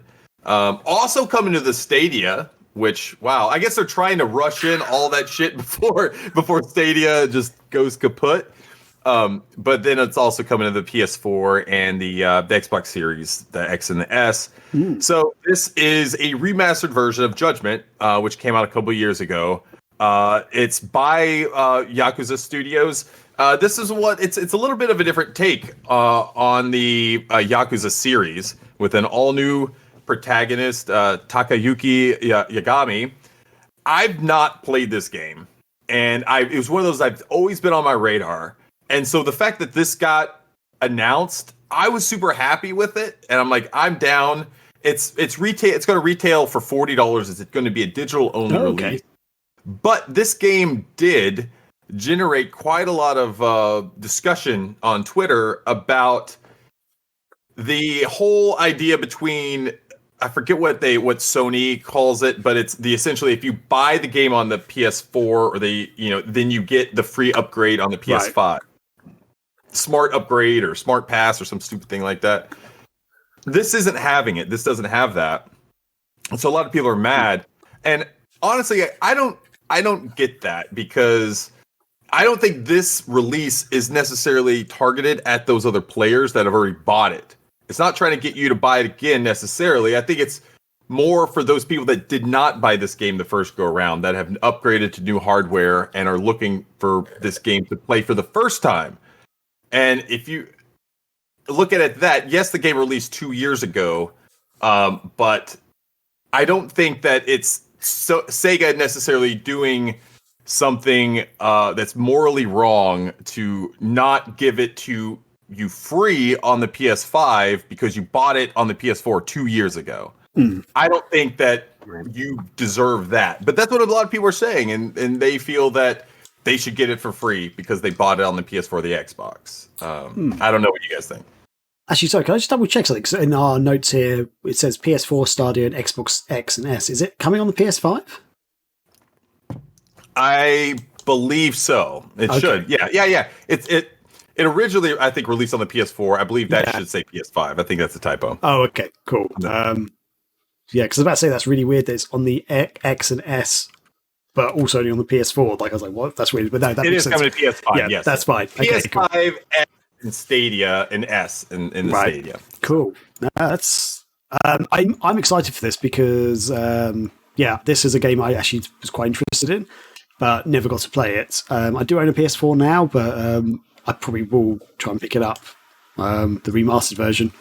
So, yeah. As you say, it's made by the Yakuza studio, even though it's not a Yakuza game, but it's like from the other side, you are playing detective, basically. So you're solving crimes rather than being a criminal.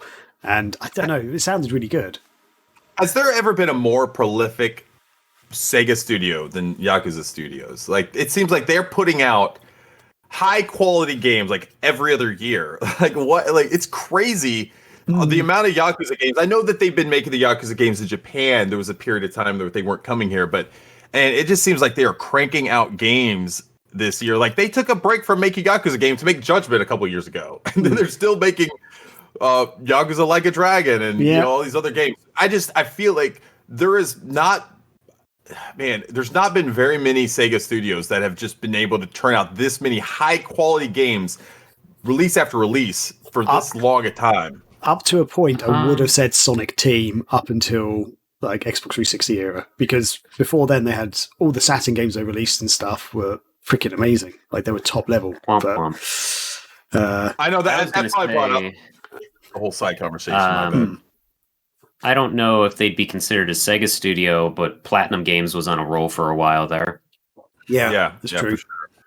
I guess you can maybe consider M2 in a way, but they were working for Sega with all the with all their releases. They were kind of more in-house than a. Red Jaguar in the chat has a good point. AM2 Studios between their arcade and porting those to the AM Studios, Saturn and stuff. Yeah. Sure. So there's been a couple, but I mean, not as big of games, and I mean that in terms of the world within the games as the Yakuza. But there's been some successful studios though. Yeah.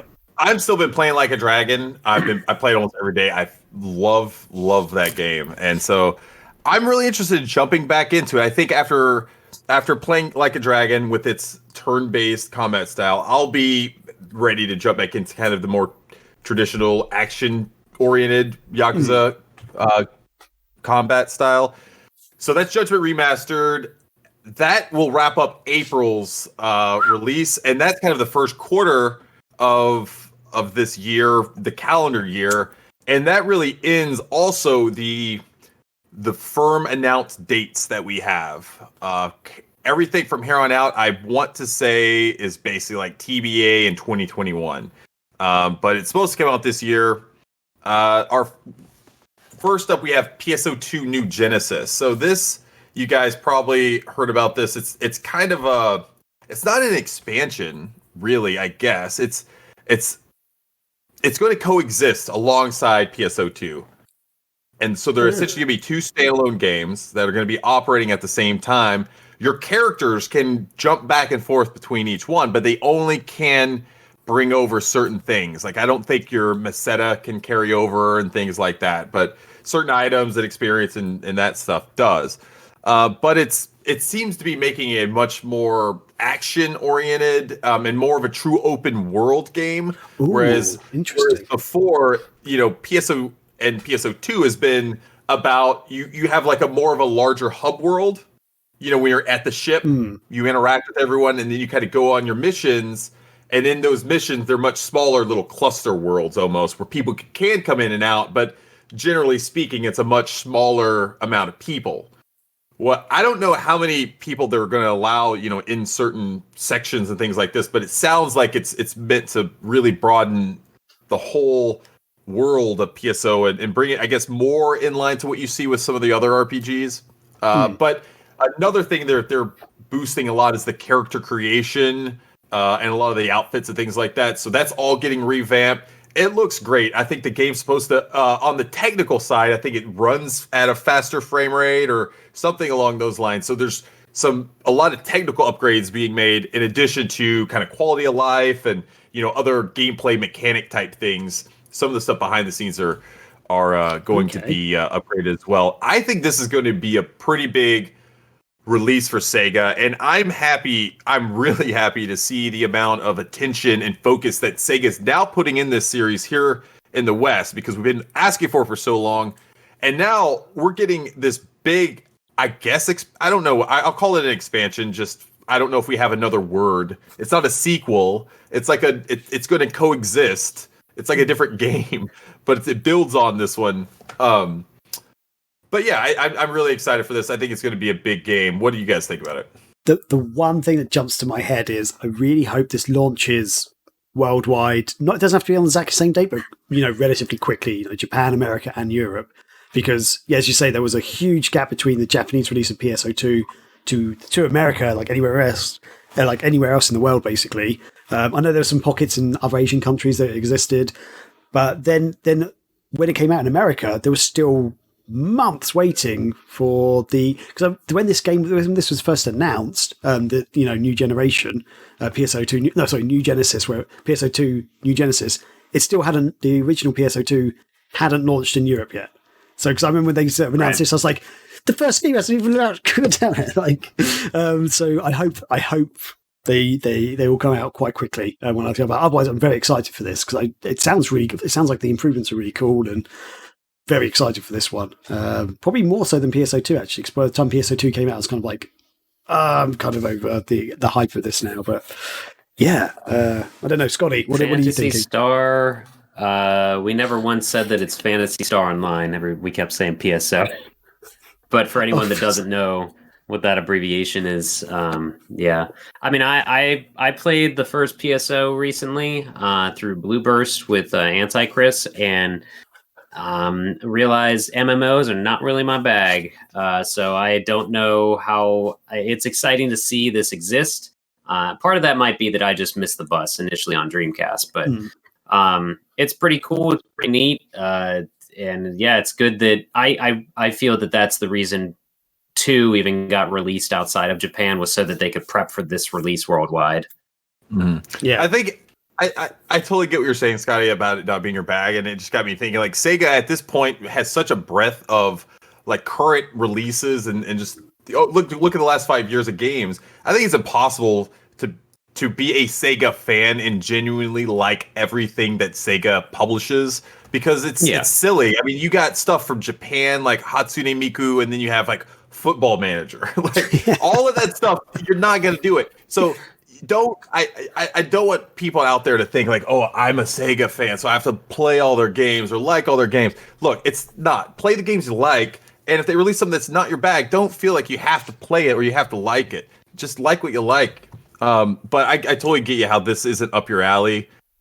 Some of these games, you know, like it can be tough to jump into PSO2, I think. Yeah. But I will hope that you give New Genesis a try, because I think it's going to be more action oriented. Maybe it'll be up more kind of what you're looking for from a game, and you like the combat enough to maybe stick around to experience some of the other aspects of the game. We'll see. Everybody, if we're all starting with a clean slate, it'll be easier to jump in. That's the thing too, is if you don't jump in the same time as your friends in an MMO, there's no point. And isn't New Genesis kind of an oxymoron anyway? A bad name. Yeah. Like, isn't it already, like, that's what Genesis is, like the beginning? Like, I guess you could say new beginning. I don't know. Kind of whatever. Anyway, let's keep going. Next up, we got Shin Megami Tensei 5. Come from Atlas. This is going to be on the Switch. This got teased, I think it was like 2 years ago, was it? Right when the Switch, I think when Nintendo released the sizzle reel revealing the Switch, I want to say this got included in that. And up till now, or up till then, I don't think we even heard of, at least officially, that they were going to be doing this. So I think this was one of the first times we saw that. Of course, that's a couple years ago, and I still don't think we've gotten a lot of information since then. There was a gameplay video or a trailer that was released at some point, but outside of that, there's still not a lot out there. We don't have a release date, but I've not played the Shin Megami Tensei games. I was not a big Atlas person prior to Sega's purchase of them, so a lot of the Shin Megami games I've not played. Have you guys played any of these? No. Negative. Okay. No. I mean, that's fair. This is like hardcore Atlas RPG fans love this series. Yeah. And it's kind of the series I think that's just not as popular as Persona now. And so I think they're thinking though, like, hey, we can build another big RPG franchise at Atlas here in the West. I know it's already popular in Japan and stuff, but if they can get another big series, I think that would be big for Atlas going forward. I mean, because Persona is getting big for them now. With every new release, they're turning out 3 to 4 games. You have your base game, then you kind of have your golden whatever, your like remaster, or your all the DLC. Now they're putting out some other expansion, so I could certainly see them maybe following that same business model, potentially with the Shin Megami games. I don't know how easy that would be, but that's going to be one to watch for sure. Now we're getting into some stuff I know you guys are familiar with. We have House of the Dead 1 and 2 remastered coming sometime this year by way of Forever Entertainment, who just did the Panzer Dragoon game. So Graham, I know you're excited about this. I'll let you talk about this one for Yeah, so I mean, this out of the whole list, this is the one that actually got me the most excited by far, because hands down, I still think House of the Dead 1 is my favourite light gun game I've ever played. I enjoyed the other ones, but House of the Dead 1 is still, for me, I'll go back and play that in the arcade on my Saturn, and I still think it's brilliant. So yeah, this is, as Chris says, it's being developed by Forever Entertainment, so it's not being developed by Sega as such, but yeah, they handled the Panzer Dragoon remake, and they did a fantastic job there. So yeah, I'm really looking forward to this. The platforms apparently haven't been announced yet, though, so we're not sure what it's coming out on.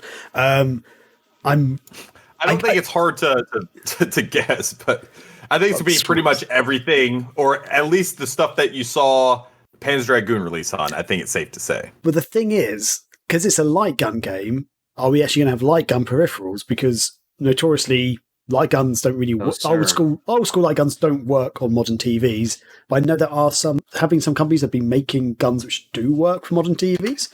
I know the Polymega's meant to be getting one, isn't it? So like, yep. Ah, you guys have got it. Excellent.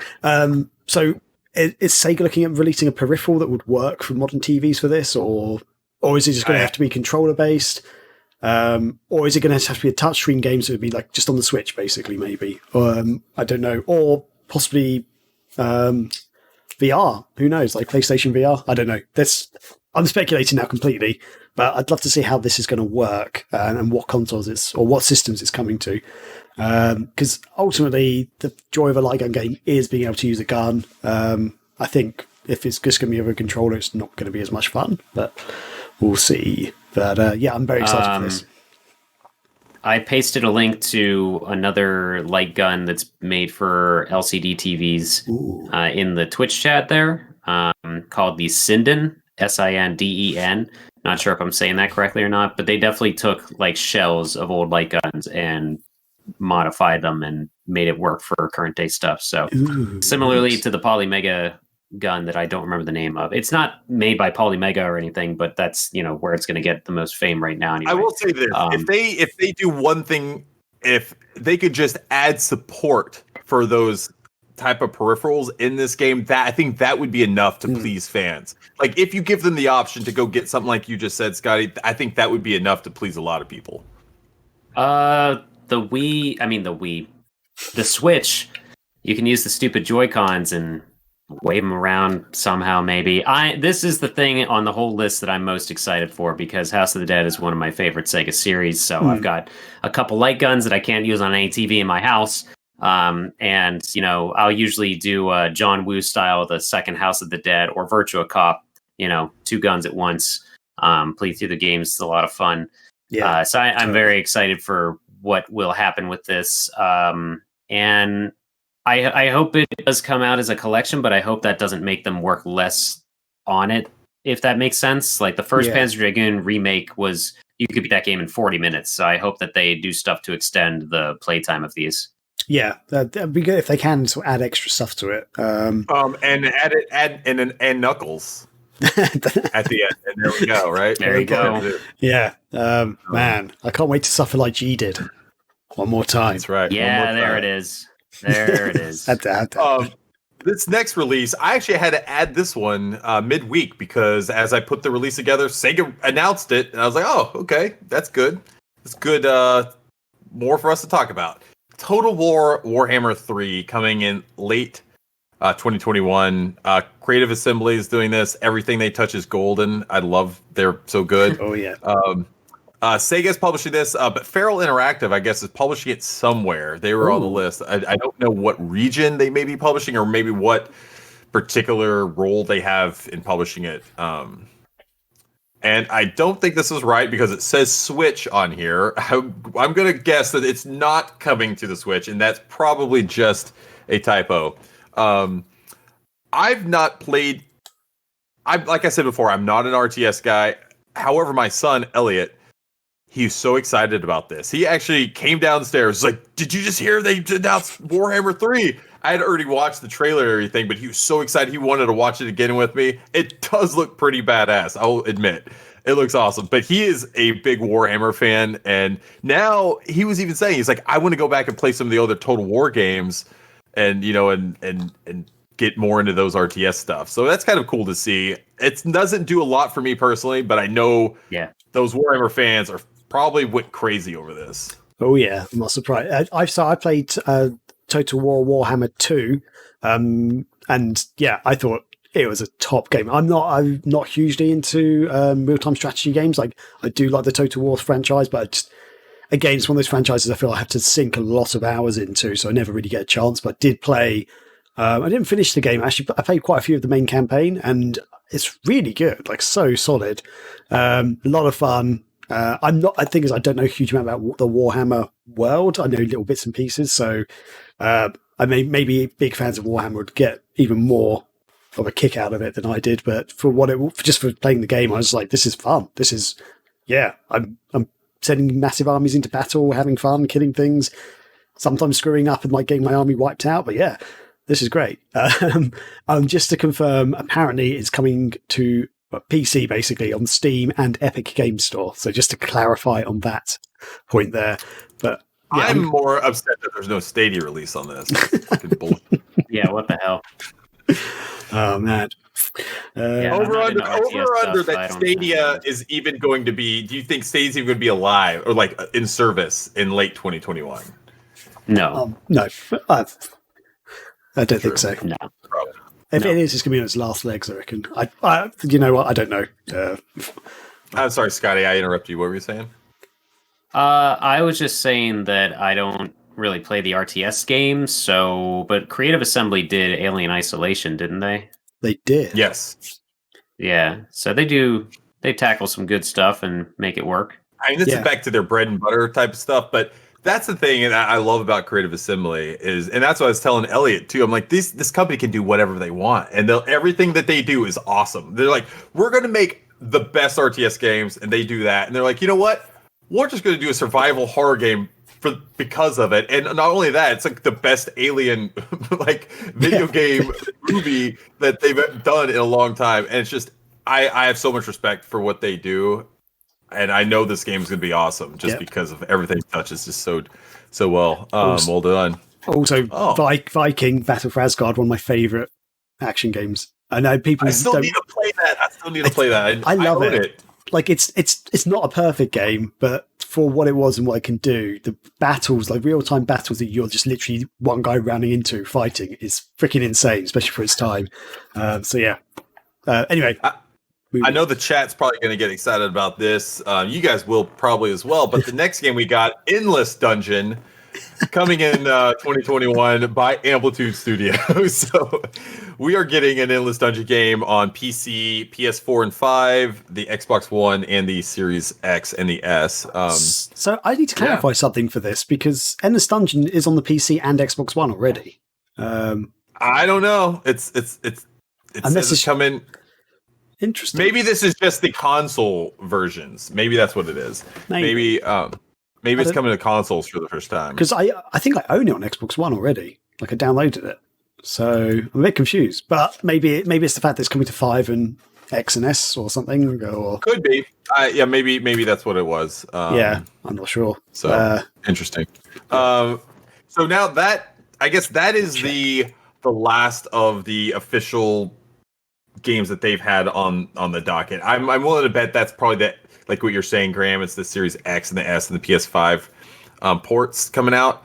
What we're going to do now, though, before we end this, there are some honorable mentions that aren't official Sega games, but they have ties to Sega games I think we should just talk about really quickly, and then we'll kind of give our final thoughts on what we think the announced games are, and maybe what Sega can do at the latter half of 2021 to finish out really strong. So the first game we have up is Alex Kidd in Miracle World DX, which is coming in Q1 2021. So that actually is a game that's supposed to be coming out soon.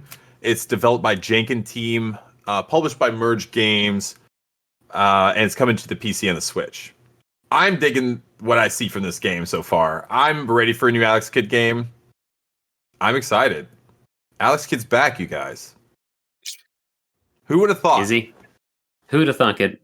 It does look good. It looks promising.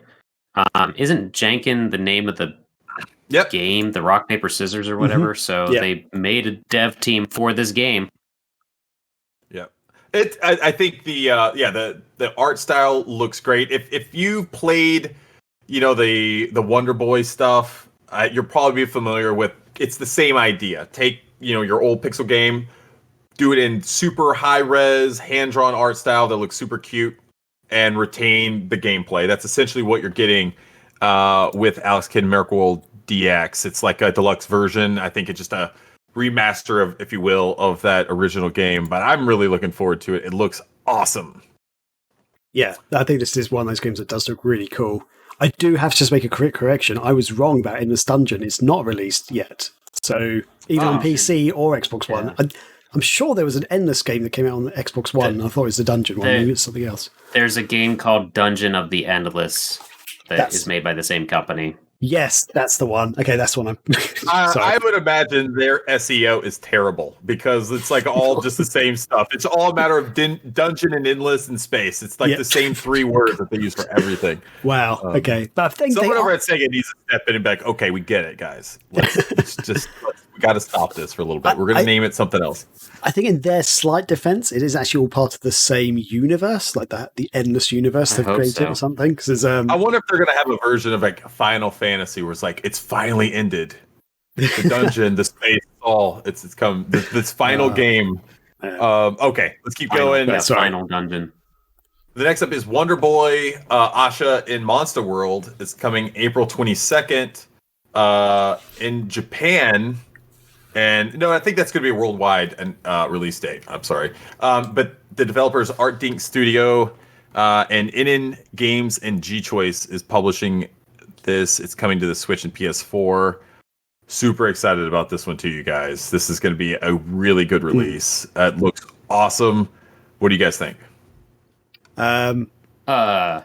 Yeah, are you familiar with? Have you been following this at all? I know of this, so I am excited. Obviously, I'm sad there's no PC or Xbox release, but I do own a Switch and I own a PlayStation 4, so I can get it still. But yeah, pretty excited for it. From what I remember, I want to say a lot of some of the original development team is attached to this as well. Okay. And so this is. like some of those other, like the Monster Boy games, this is going to be a mainline entry in the Wonder Boy series. So it's a kind of a big deal for people in that, who are fans of that series. And who would have thought that 2020 would have brought us all those Wonder Boy games, and then in 2021 we're still going with Monster World. Hell yeah, I'm excited. That's gonna be awesome. Mm. I didn't even know this next game was a thing until I was doing my research this week. Apparently, there's going to be an Echo the Dolphin game coming to the Intellivision Amico this year. A new one. Thank God for Tommy Tallarico. Yeah, Play Kimmy is the developer. I guess that's Ed Annunziata's studio. I haven't done a lot of research here lately into it. I know that Ed's been doing a lot of AMAs on Twitter about some of his old video games. I think he just did one on Echo a couple weeks ago. He did one on Calibri a couple days ago, which I need to go back and read through. But I'll be honest, you guys. I am secretly thinking I'm going to buy an Amico. No, don't you fucking dare! I do it. They also have Toe Jim and Earl. Dumb as hell. No, barely. There's an exclusive Earthworm Jim coming to it. The controllers, they're trying to make it like the Amiga or whatever they were, and they look like old Generation 1 iPods, and it's stupid. It's all stupid. I get the emails because I otherwise, how are you going to keep up with it? It's been delayed and whatever, so many, or just not had a date confirmed or whatever. But I genuinely don't understand the excitement in these emails for this dumb thing. I genuinely had never heard of this until I read the outline today. In fact, when I read the outline today, I was like, what is this thing? And I Googled it, and it did pop up on Amazon. What are your first impressions on it, Graham? It looks like two mobile phones attached to some sort of base unit, but like thick, chunky mobile phones, but like you say, it's like an old school iPod. And I was looking at it going, is that the console? And it's like two controllers with screens in. It's like, oh, they're the screens. Where's the console? And I was like, what is on this thing? Like, I couldn't understand. Is it just all retro games? So is this? Are you familiar with the original Intellivision? Yes, I never played it. I'm familiar with it. I've got a weird feeling the Intellivision either it wasn't popular or wasn't released in Europe. I'm not sure. I've never known anyone to own one over here, at least. I know of it. But so the idea is it's a new iteration of the old Intellivision, which is why you see the little what look to be phones. It has a rotary dial on it to play a lot of those games. So I think the idea is to bring retain a lot of the same simplistic gameplay elements, but put a kind of a new coat of paint on and add some newer, gameplay mechanics to make the games fun today. So that's kind of the gist of what Tommy Tallarico is trying to recreate with the Amico, keep it a family-friendly device with lots of local co-op and multiplayer games. Okay. I mean, I appreciate the sentiment there. My gut reaction was like, what is this thing? I think this is not necessarily a system for us, the hardcore fans. I think it could be something that maybe you buy because when your nieces or nephews come over, or maybe someone who's older that isn't into games, maybe you want to kind of experience it with them or something like that. I think that could be. I'm not saying that this is going to be a lot of people out there buying this thing, but maybe that could be what this could be for. Yeah, I'm reaching. I know. I'm trying to help you, Tommy. I'm sorry. Because I saw some of the screenshots of some. Tommy needs help we can't provide. I saw some of the screenshots of some of the games, like on the Amazon search I did, and they look very, very basic. And it just reminded me of like those cheap retro themed games that have got like no real label to them. We go 200 games in one, and they're like all just very basic games that some guys made at home on a Flash engine or something. Which are fine if you buy them. That's completely cool. But I feel like that's the impression I got from it, like a higher version, because it's like nearly £300. I think when I looked at it, or like 250, 260 pounds. I was like, "Whew, that's not a £30 little device you get to just sort of play for 5 minutes." So maybe it'll be more impressive than that. I don't know, but.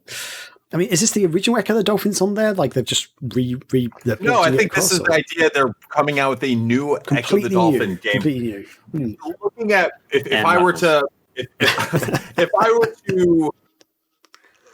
guess what this game is going to be, looking at what they've already announced and looking at what's coming to this platform, I think it's going to play like the original Echo the Dolphin, but it's going to look newer. Maybe kind of how we see these Wonder Boy, Asha, and Monster World games. It's going to have a new code of paint. It's going to look newer, updated. But I'd be willing to bet it's probably going to play similar to the original Echo the Dolphin. Well, Chris, I don't even know if they can. I don't know if he even has that. Like I know a few years ago, Ed Annunziata and Sega were in some sort of legal interaction where Ed was trying to get the rights back to Echo the Dolphin. There was never any, according to what I read, and if I'm still up to date on it, there was not ever any public announcement that Ed made or Sega that says, yes, I have it back. He alluded to it online that that we think he has the Echo the Dolphin franchise or name. But what I would believe, I would still think that Sega owns the rights to every Echo the Dolphin game they published. Similar to how Greg Johnson co-owns the rights or co-owns Toe Jam and Earl, but doesn't have the rights to the games that Sega published. I would assume that would be similar in here. If that's the case, it would then have to be an all-new Echo the Dolphin game. It could not be based on that 16-bit version of it. Yeah, so I just did a very, very quick search, and Wikipedia tells me that it's back in 2016 they had that sort of legal thing, and an assessment was made, but no, it wasn't publicly revealed exactly what it was. But apparently soon after... You don't have to go to Wikipedia for that, Graham. I just told you the same thing. But apparently soon after, Ed was talking about reviving the series on the Switch, so people are speculating that, yes, he does have the right. So, yeah, there you go. Sorry, Chris. You're correct. You're correct, basically. Let's assume that. Was that when he was trying to get his Big Blue game off the ground back in 2016 then? That's when it came out, apparently, the whole legal battle around that time. Okay. Yeah. Right. So yeah, I want to say Big Blue was that 2016? It may have been even before that, because I know a guy that he was at E3, and Ed was at E3 that year promoting the Big Blue, and they had these like weird this weird kind of game where you'd get these cards that he would send out, these cards that had different animals on it, and you'd like scan them, and it'd somehow do something in the Big Blue game. Okay. A friend, Super Nico, Graham, Ryan, we do the online podcast. He was the one that did it, and he I thought he said he was going to send them to me. I can't remember, but he showed me the photos of it back then, and sure enough, but of course, Big Blue went and died in the Kickstarter, the big Kickstarter failures that happened around that time. That was one of those that did that. It's just sad. But this next game. Oh, I was just gonna mention real quick. The chat's popping off about this Amico thing because it's just so freaking ridiculous. And even Anti-Chris in the chat's like, he if anyone's gonna buy this, he will, because he's gonna have it sit on the shelf with his Game Wave, which is literally a DVD player with DVD remotes that he got for like $20. One marathon when we went to Warp Zone. Oh, and he has like the library for that thing. I remember that. Yeah. Also, Graham, in between this, Graham just pre-ordered an Amico also, so that just happened. I can confirm I have not done that. Did you say when that's due out? Did you say when the Amico's due out? I didn't say when the Amico's due out. No, but Echo the Dolphin does not have an announced release date. It's just 2021. The Amico's out next month, guys. Like in a month. So. Is it? Here we go. It very well. This could end up being. I'll need to do some research on this. I'm gonna be jumping into some Amico research real hard over the next couple of months, and I'll let you guys know on the next podcast. I would tell you for the price of the Amico, you could easily get a Sega Saturn Satiator. So there you go. Play. Take. Yeah, I don't know. play any games. Last game on the list. We have Cotton Reboot. By way of Jankin Team, who's also doing the Alex Kidd remake. And this is going to be published also by Merge Games. This one's coming to the PS4 and the Switch. Cotton is it's a cute 'em up I don't know if you guys played that back in the day. Was it Sega CD or Saturn that came out on? They have it on. There's at least 2 games on the Saturn. I don't know if there's any more. Was I one want on to the say Cotton came Dreamcast? to like PC Engine and Turbo back in the day too. I thought there was a release on those. But this is a reboot of sorts, which, hey, I'm all for these type of cute 'em up kind of games like this. It looks absolutely crazy. It's a I guess it's a horizontal side scroller. It's not the vertical. So it's left and right. And you're just this cute little witch riding a broom, shooting all sorts of stuff at crazy animals and other stuff. So that's a game I want to pre-order that. I'm definitely going to pick that up when it comes out. But that wraps up our honorable mentions. What were we going to say? Oh, I was going to talk about Cotton. yeah. So was I. Okay.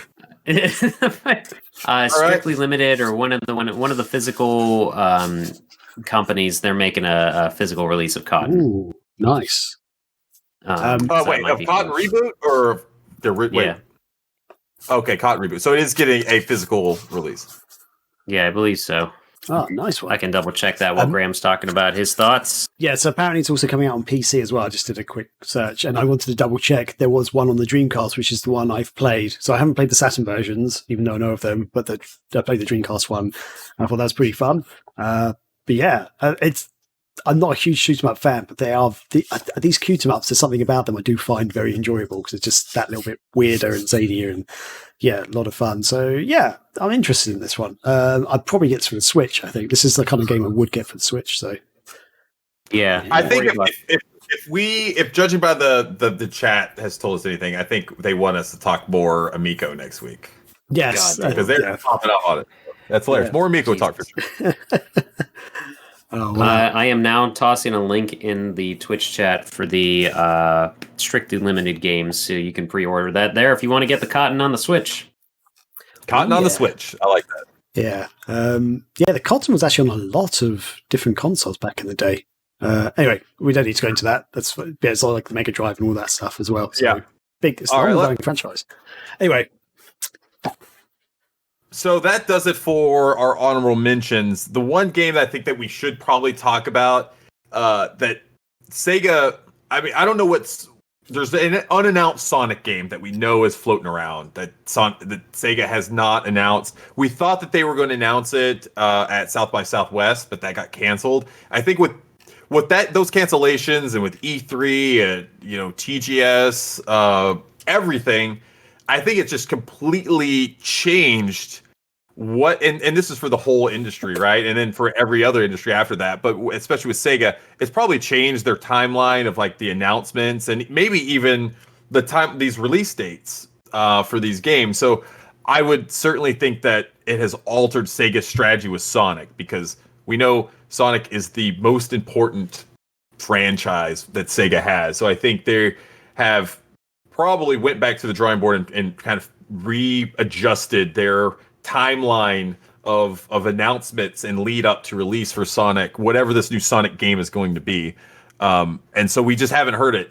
At this point, I would be surprised if we could get a Sonic game announced and released at this point in the same year. If it's Sonic Team, I don't know. And so do you think that we're going to get an announcement this year from Sega for a new Sonic game? Or do you think they're just going to push everything maybe next year, just not even talk about Sonic? I think, isn't it a major anniversary for him? Yeah, actually, I think it is, isn't it? God. 30. Is it 35 30? Years now, I think? Because it's 91 that it first came out. Graham, you had that list. Yeah, I had a list the other day, and now I don't know where that list is. So, what's the point of having a list? Well, I think I just put it in our chat, and oh god, where's someone just Sonic came out in 91. So what is that? 30? 35. That's 30. 30 years. So 30 or 35? No, 30 years. Oh my god, my maths is terrible. Sorry, 30 years. Yeah, there we go. I love you. And so I love you. I don't know if we're going to get an announcement this year, but I certainly think that it's too much to expect an actual Sonic game in 2021. So judging by the list that we have here, guys, we got Yakuza Remastered, we got Persona 5 Strikers, 2 Point Hospital Jumbo Edition. We have Guilty Gear Strive, which kind of counts, I guess, since it's only published in Japan by Sega. Humankind, Judgment Remastered. We have PSO2 New Genesis, Shin Megami Tensei 5, House of the Dead 1 and 2 Remastered, Total War, Warhammer 2, and Endless Dungeon as the officially announced games that are published by Sega or Atlas in some form or fashion. What do you think of that overall list compared to maybe the last couple of years, and what do you think maybe Sega needs to do in the latter half of 2021 to finish out really strong?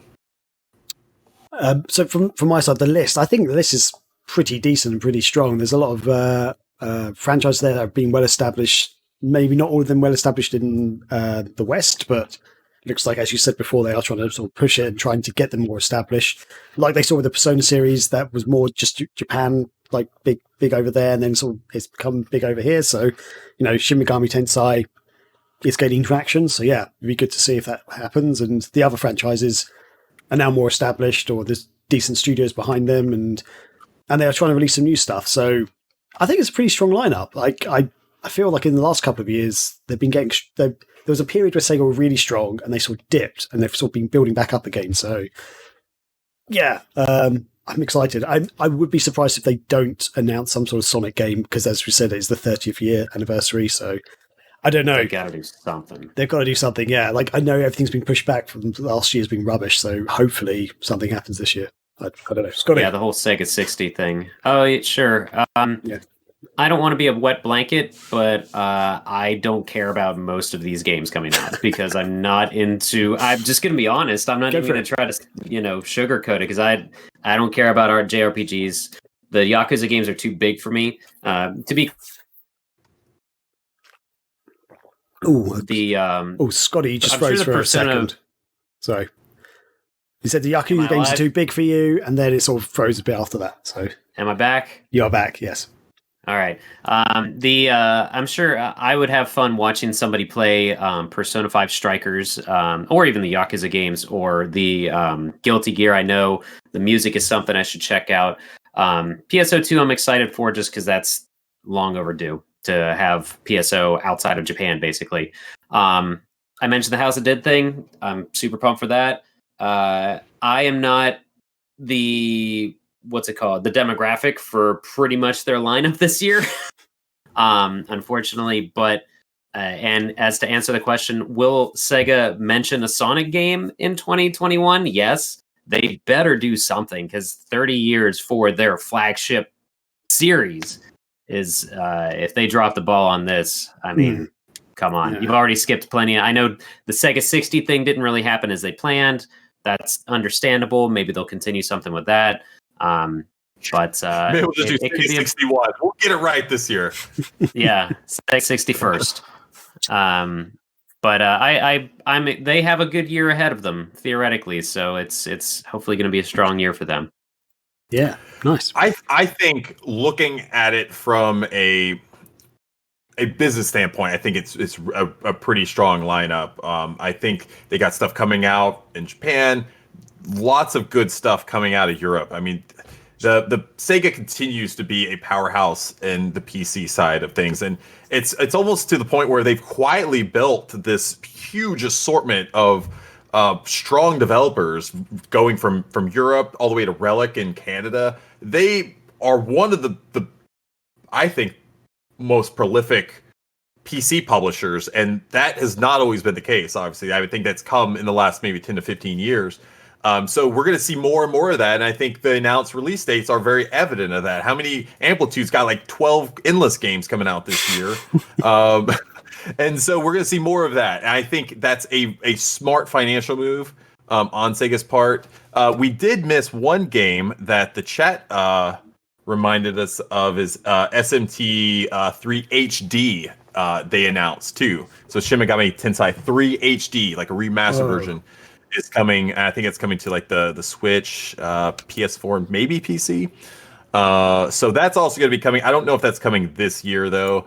I still think Sega's got a lot more up their sleeve. I don't think this is it, obviously. I think there's still a lot of games coming in the latter half of 2021 that I think will be those type of games that will interest Scotty. I don't think these are going to be smaller games, not the big tentpole releases like Total War and some of these other games, but smaller games that maybe they'll port over or bring around.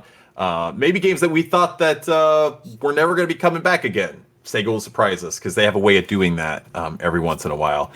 I'll agree with you guys. I think they have a pretty strong lineup. I would like to see some more focus on some of their older first-party stuff and bring it back. I would like to see continue like what they did with Streets of Rage. I like those agreements, those partnerships that they're building with some of these smaller developers that are looking to maybe make a name for themselves and earn that respect so that they can go on and work on bigger IP and maybe some IP of their own. I want to see them continue to do that because I think that is a smart strategy where they're not having to invest and build up their own internal studios. They're going out and partnering with already built studios that are ready to go and get to work on these smaller games. I want to see more of that. That is an awesome strategy, and I think Streets of Rage 4 paid off for them. And I'm not surprised if we don't see more of that in 2021 and maybe going into 2022 as well. So awesome. Anti-Chris mentioned in the chat there was that Virtua Fighter thing hinted or revealed or so, I don't even know. Oh yeah, for the that's on the for the arcade. Yeah. It looks like I think that's an arcade exclusive. I want to say maybe not. If it's going to be more of an esport thing, then maybe it's coming out to some consoles as well. I don't know if we really know. I don't know if Sega's really announced it. I know that we know that there's something Virtua Fighter coming out down the line. So that's another thing. I would love for Sega to come back and revisit the Virtua Fighter series, and it looks like they're going to do that. So cool. That's I guess that's what we got for this segment. That's going to close it up. Yeah, so with that rounds up the main feature and also actually the end of the show. We've basically run out of time. So Chris, Scotty, are there any announcements? I'll go to Chris first, so Scotty can line up a raid if we're going to do a raid or not. So. I'm ready to go. Yeah, cool. I don't think we have any real announcements. We do have some good stuff coming on the website.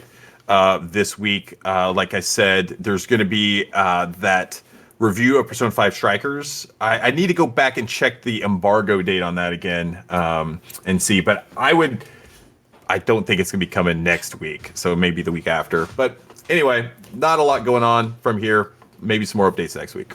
Cool. Awesome. Streaming's always going on. Mondays are usually Phantasy Star Online 2 with DJ. We got stuff going on Thursday night throwdowns. Not sure we're playing quite yet this week. And then Fridays, Saturdays. Fridays are you two playing some Halos or something maybe. Saturday we usually have Anti-Chris, who's in the chat right now, playing some Fantasy Star he's been doing lately. So just keep an eye on our Twitter though, Megavisions Mag.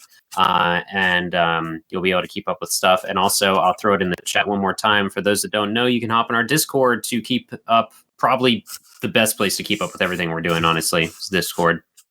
Yeah, awesome. That'll do it for the show, everyone. Thanks for listening. Thanks for watching. Thanks everyone in the chat who came along and joined us. And been great. So we'll be back next Sunday, as always, around the same time. And take it easy, everyone. Yep. See you later. Peace.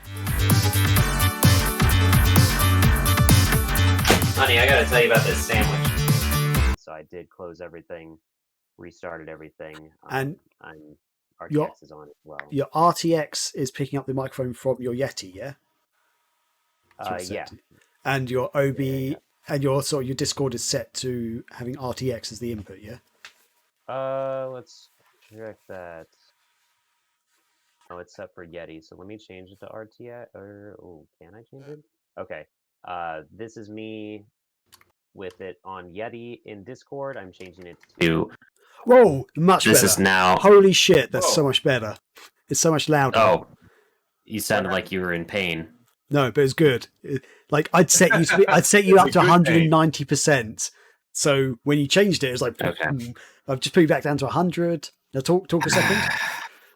Here I am. I love everything about podcasting. Yeah! It's a good time to be in video games, you pieces of shit. You know what I'm doing that I haven't done in probably 3 years? A podcast prep checklist. Fuck everything.